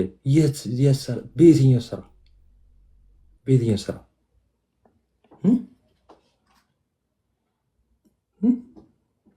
በየትኛውም ስራ አንድ ነው። በስራ ሰው በስራው ቢድን ኖሮ አብርሃምን እንዳትረሱ። እነ ሙሴ እነ አብርሃም እነ ኤልያስ እነ ይስሐቅ እነ ያዕቆብ እነዚህ ፓትርያርክ የተባሉ ወላ እግዚአብሔር እሺ ምን ሞዴሬተር የለም እንዲ? ኧረ የሚያስቸግር ሰው ካለ ምናምን እንትን በለው። እሺ ሰው በስራ አይደለም። እና ስለዚህ ወደ ክርስትና ስንመጣ እንዴት ነው የመጣ ነው? በእምነት በኩል በጥምቀት በምስጢራት ያንን እንትን መካፈል አለብን። ጸጋውን መቀበል አለብን። የምንቀበለው በምስጢራት በኩል ነው እንዴ? በስራማ አይደለም። በስራ ድነናል የሚል አስተምሮ የለም። በስራ ድነናል የሚል አስተምሮ ፈጽሞ የለም። ያማ ከሆነ የእግዚአብሔርን ጽድቅ ለዛ ነው ሐዋርያው ቅዱስ ጳውሎስ የእግዚአብሔርን ጽድቅ አልጥልም ማለት የእግዚአብሔርን ጸጋ አልጥልም፣ የክርስቶስን ጸጋ አልጥልም፣ በክርስቶስ የሆነውን ይህንን ታላቅ ስጦታ አልጥልም። ማለት መሰላችሁ? አላናንቅም። ነው ጸጋ መሆኑ ይቀራል። እንደዛ ከሆነ በስራማ ከሆነ እንትን ነው ጸጋ መሆኑ ስጦታ አይደለም ማለት ነው። ስለሰራው ነው የከፈለኝ ማለት ነው። ስለ ጾምኩ ነው ያዳነኝ ማለት ነው። አይደለም። እንዲሁ ነው ያዳነኝ። እንዴት? በእምነት በኩል በጥምቀት። ኦኬ ግዴታ ነው ጥምቀት። አሁን ላይክ እናንተ ክርስቲያኖች ስለሆናችሁ ከዳንን በኋላ ስራ ግዴታ እንደሚያስፈልግ ለመዳን ምስጢራት ምናምን እነዚህ እንደሚያስፈልጉ ስለምናውቅ ኦልሬዲ እምነቱ ላይ እናውራ። ለምን መጽሐፍ ቅዱሳችን የሆነ ነገር ሲያወራ ለብቻ ሊያወራ ይችላል። ለምሳሌ እዚህ ክፍል ላይ እምነትን ለብቻ እያወራ ነው። ሮሜ 6 ላይ ደግሞ ጥምቀትን ለብቻ ያወራል አይደለ? ሰው ለብቻ እያወሯችሁ ስለሆነ ነው እንጂ ፕሮቴስታንቲዝም እንደሚለው አይደለም። ፕሮቴስታንቲዝም በእምነት ብቻ ሲል ጥምቀት አያስፈልግም እያለ ነው። ኦኬ በጸጋው ሲሉ ፕሮቴስታንቲዝም ውስጥ አክቹዋሊ ወደ ካልቪኖች ጋር ስትሄዱ ስትመለከቱ ምን እያሉ ነው? እምነት አያስፈልግም እያሉ ነው። እሺ ከእምነት በፊት ነው ኢሬዚስቲብል ግሬስ ወይም ደግሞ ሪጀነሬት ሰው የሚያደርገው እያሉ ነው። ስለዚህ ያንን ተውት። እሺ ወደ ምናልኩት ኦኬ። ስለዚህ ትምክህት እንዴት ነው? ወዴት ነው? መኩራራታችሁ ወዴት ነው? እና ምን እያልኳችሁ ነበር? ክርስቶስ እንደዛ ሲላችሁ እናንተ ባሪያዎች ብትሆኑ እያለ እየነገራቸው፣ ኧረ እኛ የአብርሃም ልጆች መቼም ተገዝተን አናውቅም፣ ባሪያ አይደለንም አሉ። በጣም ነው የሚመኩት። ኦኬ በጣም ትምክህት ነበራቸው። በምንድነው ትምክህታቸው? ህግ ለእኛ ነው የተሰጠው፣ ኮቨነንቱ ለእኛ፣ እግዚአብሔር ለእኛ ነው የታየው። ቀድሞ ህዝቤ ብሎ ጠርቷቸዋል፣ ይወዳቸዋል፣ አክብሯቸዋል። አዎ ይሄን እናውቃለን። በጣም ግን ትምክህት አላቸው። ሰው በዛ ትምክህት አያስፈልጋችሁም። እናንተ የአብርሃም ልጆች ስለሆናችሁ ሰው አድኑ። የአብርሃም ልጅ ስለሆንክ ብቻ መዳን የለም። ታስታውሳላችሁ? እውነተኛ መገረዝ በመንፈስ የሆነ እንጂ በስጋ የሆነ አይደለም። ስለዚህ የአብርሃም ልጆች ያልሆኑት ከአሕዛብ የመጡት በክርስቶስ ካመኑ በመንፈስ የሆነ መገረዝ ተገርዘዋል። እውነተኛው መንፈሳዊ መገረዝ የትኛው ነው ብያቸዋለሁ? በጥምቀት የሚሆነው አሮጌው ማንነታችን የሚወገድበት። እሺ፣ ስለዚህ ትምክህት እንዴት እንግዲህ ወዴት ነው? እርሱ ቀርቷል። በየትኛው ህግ ነው? በስራ ህግ ነው? አይደለም፣ በእምነት ህግ እንጂ። ሰው በእምነት ህግ ነው ሰው ሊጸድቅ የሚችለው። ይሄ አሁን እኛ የምናምነው ማለት ቅድም ያልኳቸው ሰው። ስለዚህ በስራ እንጸድቃለን የሚል ሳይሆን ወይ ደግሞ በስራ እንሄዳለን የሚል ሳይሆን በእምነት በኩል እሺ፣ ስጦታው በስጦታው እንዲወድነናል እንደ ቸርነቱ መጠን እንደ ምሕረቱ መጠን በምሕረቱ ባለጠጋ ስለሆነ ከወደደን ከጥልቅ ፍቅሩ የተነሳ አንድ ልጁ ሰጥቶን አሁን ያ ትምክህታችን ነው። ስለዚህ ትምክህታችን የክርስቶስ ሞት፣ የክርስቶስ ትንሣኤ፣ የክርስቶስ ማዳን፣ የክርስቶስ ጸጋ። ስለዚህ ሰው ያለ ህግ ስራ ሲል ምን እያለ ነው? ያለ ኦሪት ስራ እያለ ነው። አሁን ያወራነው እንዳለ መፈጸም አይችልም አይደል? ቢፈጽም ራሱ ማለት ነው አይችልም። ግን እንደው ቢፈጽም ራሱ በሱ ምን አይልም፣ አይጸድቅም። ሰው ያለ ህግ ስራ በምን በእምነት እንዲጸድቅ እንቆጥራለን። እዚህ ክፍል ላይ ሁላችሁም ልንገራችሁ፣ ክርስቲያኖች ስለምትበዙ ማለት ነው። ሰው ያለ ህግ ስራ በእምነት እንዲጸድቅ እንቆጥራለን። ይህ ምን ማለት ነው? ሰው በህግ ስራ ሳይሆን በእምነት ነው የሚጸድቀው እያለ ነው። መልካም ስራ አያስፈልግም የሚል አለ ካለ ነገር ኮመንት ላይ አለ። እዚህ ክፍል ላይ ይህ ክፍል ስለሚነሳ ነው ብዙ ጊዜ። እሺ፣ ይህ ክፍል በሉተርም ዘንድ የተነሳ ነው። ከዛ በኋላ ባሉትም ደቂቀ ሉተሮች ወይ ደግሞ የሉተር ልጆች የሚነሳ ነው። የለም መልካም ስራ አያስፈልግም የሚል የለም። ያለው ሐዋርያው ቅዱስ ጳውሎስ ምንድን ነው? ሰው ያለ ህግ ስራ፣ ሰው የህግ ስራ ሰርቶ አይደለም የሚጸድቅ። የህግ ስራ ምንድን ነው? መስዋዕት ማቅረብ፣ መገረዝ። ምን ማለት ከዚህ በፊት ዘርዝረናል፣ ዕብራውያንም ገላትያንም። እሱም በመስራት አይደለም፣ ሰው በእምነት የሚጸድቀው። በማመን በክርስቶስ በማመን አይደለ? እግዚአብሔር በደሙ የሆነውን ስርየት ያገኘነው እንድናገኝ ምን አድርጎ አቆመው? በእምነት የሚገኝ አድርጎ አቆመው ብሎ ነው የለ ከላይ አይደለ? ቁጥር 25 ላይ ማለት ነው። እሺ፣ ስለዚህ እዚህ ክፍል ላይ መልካም ስራ አያስፈልግም አላለ። ይሄን ያዙት። ሰው ያለ ህግ ስራ ግን በእምነት ይጸድቃል። ስለዚህ አንድ ፕሮቴስታንት ሲመጣ እናንተ ጋር ምን ትላላችሁ ማለት ነው? እንዴት ልዳ? እመን፣ ተጠመቅ፣ እመን፣ ምስጢራትን ፈጽም። ኦኬ፣ ምን ልስራ? ምንም ከአንተ የምትሰራው ነገር የለም። ኦኬ፣ ማመንና ምስጢራትን መፈጸም ነው የሚጠበቅበት ብላችሁ ነው የምትናገሩት። ኦኬ፣ ወይስ እግዚአብሔር አይሁድ ብቻ አምላክ ነው? ይሄ ህግ የተሰጣቸው የነሱ ብቻ አምላክ ነው? አይደለም። የአሕዛብስ ደግሞ አምላክ አይደለም? አዎ ነው። የተገረዝን ስለ እምነት ያልተገረዝን በእምነት የሚያጸድቅ አምላክ እንደ አንድ ስለሆነ የአሕዛብም ደግሞ አምላክ ነው አለ። ምን አለ? ይኸውላችሁ ልብ በሉ። የተገረዝን ስለ እምነት፣ የተገረዙት ያ ስለሚመጣው ተስፋ የተሰጣቸው ናቸው። እና የተገረዙት ራሱ የሚጸድቁት በምንድን ነው? በእምነት። እኔ አብርሃም ልጅ ነኝ ካለ ተገርዣለሁ፣ እኔ እኮ እንደ ህጉ በ8 ቀን የተገረዝኩት ካለ አይ ማመን ነው የሚያስፈልገን። ብትገረዝም ስለ እምነት ነው የምትጸድቀው። ያልተገረዘው ደግሞ የአሕዛብ ነኝ፣ ህግ መጀመሪያ ያልተሰጠኝም፣ አይ ማመን አለብን። መጀመሪያ በክርስቶስ ማመን አለብን። አልተገረዝኩም ተገርዣለሁ በኋላ የሚመጣ ነገር ነው። ልክ አምኛል ሲል ይኸው በመንፈስ አንተም ተገርዘሃል። ይሄኛው ደግሞ አያላምንም እኔ በቃ መገረዝ ይበቃኛል ካለ አይ መገረዝህ አለመገረዝ ይሆናል። ለምን? ህግን አልጠበቅም። ህግ ብትጠብቅ ኖሮ ጸድቅ ነበር። ሙሉን ማለት ነው። የለም ሙሉን መጠበቃችን በጣም ብዙ ነው። ኤኒዌይስ ስለዚህ የተገረዘውንም ያልተገረዘውንም በእምነት የሚያጸድቅ አምላክ አንድ ነው። ስለዚህ የአሕዛብም አምላክ ነው። እንግዲህ ህግን በእምነት እንሽራለን? አንሽርም። እምነት መጥቷልና ህግ አያስፈልግም እንዴ? አትስረቅ የሚለው ህግ አያስፈልግም? እምነት መጥቷል። አታመንዝር፣ አትስረቅ፣ አትግደል፣ እነዚህ ህግ ናቸው አይደለ? ስለዚህ ይኸው እምነት መጥቷል። እነዚህ ህጎች በሙሴ የተሰጡ ናቸው አይደለ? በእጁ ተጽፎ የተሰጡ ናቸው 10ቱ ለምሳሌ አይደል? እምነት ከመጣ እንግዲህ ስለ እምነት ነው ያወራነው አይደለ? ስለዚህ እንሽረዋለን? አንሽረውም። እንደውም አንዳንድ ፕሮቴስታንት ምን ይሏቸዋል መሰላችሁ?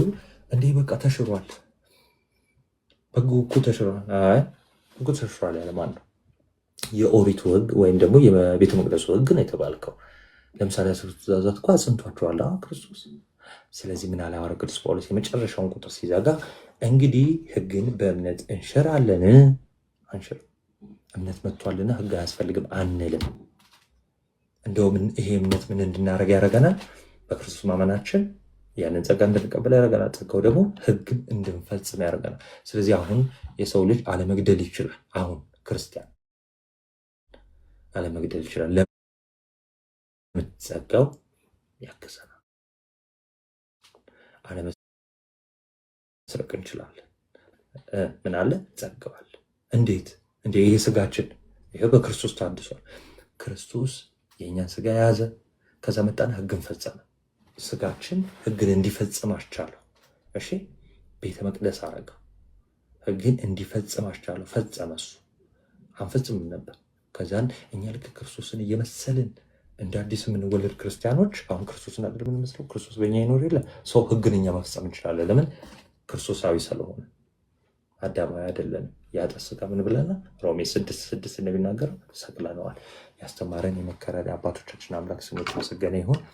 ይቆየኝ። ጥያቄ ካላችሁ ወንድሞች አሉ አቡሻ ልደት ምናምን ሀሳብ ስጡ። ቴንክ ያልገባችሁ ኮሜንት ላይ ጻፉልኝ። የላችሁም አቡሻ ልደት ሀሳብ የምትጨምሩት ካለ እንትን በሉ። እሺ ወይኔ ዛሬ ያመለጠኝ በሉ ብቻ። አንዳንዶች ቆይ ግሩፕ ላይ እናወራለን። እሺ ያልገባችሁ ካለ ችግር የለውም፣ አይደክመንም። እንድትረዱ ነው የምንፈልገው። ማነህ ሚዩት ነው ብሎክ ነው ያደረጋችሁት? ሚዩት ነው አክቹዋሊ አይቻለሁ። ከዛ በኋላ እንትን ካላልኩ ናግባ እስቲ ገስ ላክልኝ። አሁን እንግዲህ ከሱ ውጭ እንኳን ሰው አልቀበልም። አቡሻ ልደት ያለ ህይወት ያሰማል። እናቱ በእድሜ በጸጋ ይጠብቅልን። በጣም ደስ የሚል ትምህርት ነው። ሮሚ ራሱ በጣም ማራኪ ነው። አሁን ለሰማ ሰው አሁን ቁጭ ብዬ ስሰማ አንዳንድ በጣም የሚገርሙ ቃላቶች የሚገርሙ ምጸቶች የተሞላ አይነት ነው። ደግሞ ይሄኛው ደግሞ ራሱ ምዕራፍ 3 ላይ ተመልከት እንዴት ደስ እንደሚል። ለምሳሌ ምላስም ሁሉ ይዘጋ ዘንድ የእግዚአብሔር ክብር ብቻ ይወጣ ዘንድ ይላል። በጣም ደስ የሚል ነው። ይሄ ምንድን ነው መሰለህ አንዳንድ ጊዜ እንደው ከአውዱ ውጭ ስለሚጎትቱትና ወደ ሌላ ነገር ስለሚለጥጡት እንጂ ሁለት አርጊመንቶችን መጠቀም ይቻላል ከዚሁ ከምዕራፍ። በዘመናችን ያሉ ጁዳይዝም የሚባል እንቅስቃሴ አለ። ይሄ ማሳይኒክ ጂው ወይም ደግሞ መሲሐዊ አይሁዳውያን የሚባሉ ነበሩ። ክርስቶስ እስኪመጣ ድረስ መሲሁን በተስፋ ይጠብቁ የነበሩ አሉ። የመሲሁን መምጣት አምነው የተቀበሉና በእኛ ስቴትመንት ደግሞ ክርስቲያን ወይም ደግሞ የክርስቶስ ተከታዮች የሆኑ አሉ። ምክንያቱም የእግዚአብሔር ሐሳብ በነቢያቱ በኩል በአብርሃም ዘር በኩል የአሕዛብ ሁሉ አምላክ መሆኑን አምላክ ተናግሯል ብሎ ይህንን ጽኑ ቃል የሚያምኑ አሉ። አይደለም ያህዌ የሚባለው አምላክ የአንድ ዘር ብቻ አምላክ ነው ብሎ የሚያምኑ አሉ ማለት ነው። እና እነሱ ላይ የቀረበ ረፊቴሽን ነው ይሄ። ረፊቴሽኑ ቅድም አንተ ግልጽ ባደረክበት መንገድ በደንብ ስታስተውለው በሁለት አይነት መንገድ የቀረበ ነው። አንደኛ ኦኬ አይ በህግ ጽድቅ ይገኛል ትላላችሁ፣ ነገር ግን እኮ ሲታይ እኮ ህግ ኃጢአትን የሚገልጥ ነው። ሁለተኛም ደግሞ ህግ ሰጪው ራሱ እግዚአብሔር ሆኖ ሳለ ስለ ህጉ መክበር ያለበት እግዚአብሔር ሆኖ ሳለ በህግ መክራራትን ምን አመጣው የሚል አይነት ሙግትን የቀረበው። ሁለተኛ ኦኬ እሺ ህጉ ጽድቅን የሚያሰጣችሁ ከሆነ ነገር ግን ህጉ እኮ የሚያስፈርድባችሁ ነው የሆነው፣ ልትጠብቁት አልቻላችሁም። እንደው መገረዝ የሚያጸድቅ ከሆነ አይ ተገርዘህ ሳለ የእግዚአብሔርን ህግ ማትጠብቅ ከሆነማ መገረዝህ አለመገረዝ ሆኗል እኮ እያለ ነው ማለት ነው። እና የእግዚአብሔር ህግ ኃጢአትን መግለጥ ብቻ ነው። እንደው መጨረሻ ላይ ያስቀምጣት ቃልኮች ደስ የምትለች እንግዲህ ህግን በእምነት እንሽራለን አይደለም፣ ህግን በእምነት እናጸናለን። ምን ማለት ነው ሲባል የእግዚአብሔር ህግ የባህሪው ነጸብራቅ ስለሆነ ከእግዚአብሔር በሚመጣ ጸጋ እንጂ ልጠብቀው ላሟላው አልችልም የሚል እውቅና የተሰጠዋለ። ስለዚህ ታጽነዋለ ነው። እና ህግ በእምነት ይጸናል ሲባል ጥንቃቄ እንደውም ታደርጋለህ። የመጨረሻ ኦኬ እግዚአብሔር ሕግ ባሪው ነጸብራቅ ነው እንዲያው። ስለዚህ እኔ ደግሞ በተኮነነ ማንነት በኃጢአት ውስጥ በሚመላለስ ማንነት ያንን ሕግ መጠበቅ አልችልም፣ የእግዚአብሔር ጸጋ ያስፈልገኛል የሚል አይነት ትሁት እምነት ይዘራብሃል አይነት ሙግት ነው የቀረበው ማለት ነው። ሙሉ ለሙሉ ተብሏል። እንግዲህ ዘቦ እዝን ሰሚ አለ ይስማ፣ ጆሮ ያለው ሁሉ ይስማ ነው የምለው። ብዙ የምጨምረው ነገር የለኝም። በአብርሃም በኩል እግዚአብሔር በአብርሃም ዘር በኩል የአሕዛብ ሁሉ አምላክ መሆኑን በነቢያት አማካኝነት አስቀምጧል። ስለዚህ እግዚአብሔር የአሕዛብ ብቻ አምላክ፣ የአይሁድ ብቻ፣ የእስራኤላዊ ብቻ፣ ያዕቆብ ነገር ብቻ አምላክ ነውና አይደለም፣ የአሕዛብ ደግሞ አምላክ ነው የሚለው ቃል አጽንኦት የሚሰጥበት ነው። እግዚአብሔር ይስጥልኝ፣ ቃሎት ያሰማል። አሜን አሜን። አቡሻ ወይ ቀጥል። እንትን ሲያቅበጠብጠኝ ካሜራውን አጥፍቼ ማብሪያው ደግሞ ጠፋብኝ። አሌት ያሰማልን። አቡሻ እናቴም ሁለታችሁም በጣም ደስ የሚል ማብራሪያ ነበረ። ረጅም ሰዓት እያዳመጥኳቸው ነበር ሁለታችሁንም። ናቲ እኔን አሳነሰኝ። ራስህን አጠልቅ እንዴ! የምር ራስህን አይ ብዙ ሀሳቦች ተነስተዋል በሁለታችሁም በኩል። በተለይ በጣም ክሊር ያረካችሁት ነገር አብዛኛው ጊዜ እኛ የምንተችባቸውን ነገሮችም ነው አቡሻም ያነሳው እናንተም ያነሳው። ደስ የሚሉ ሀሳቦች ተነስተዋል። እውነቱን ለመናገር እኔ ምንም የመጨመረው ነገር የለም። ዛሬ በጣም ጸዴ ትምህርት ነው የተማርኩት። ጌታን ደስ የሚል ጊዜ ነው ያሳለፍኩት። እንደዚህ ማንም ቤት እንደዚህ ረጅም ሰዓት ላይ ቆይቼ አላውቅም። የሚገርም ዛሬ ግን ቆዩ። በጣም ደስ ብሎኝ ነበር ሰማይ ነበረው። በጣም የተረጋጋ የመማርና ማስተማር ሂደት ነው የነበረው። ናቲሻ በእውነት በጣም ደስ ይላል። ቴንኪው በጣም ለደስሻ ቴንኪው ፓፓ። እግዚአብሔር ያክብርልን፣ ቃሌት ያሰማልን። አንተንም አቡሻም ቃሌት ያሰማልን። ሁላችሁም ክበሩልኝ። አሁን ወደ ቦታ መመለሻው ጠፋብኝ። ድጋሚሽ ይሄ ነገር አብዴት ሆኗል መሰለኝ። እንዲህ በ3 ቀን ውስጥ እንደዚህ ቅይር አለ እኮ። ኤኒዌይስ ግልጽ ያልሆነላችሁ እንትን ግሩፕ ላይ ነው፣ ዳይሬክት ሜሴጅ አለው እና ግሩፕ ላይ እናወራለን። እና ቪዲዮ አልሰራሁም፣ 100,000 ገብቻለሁ።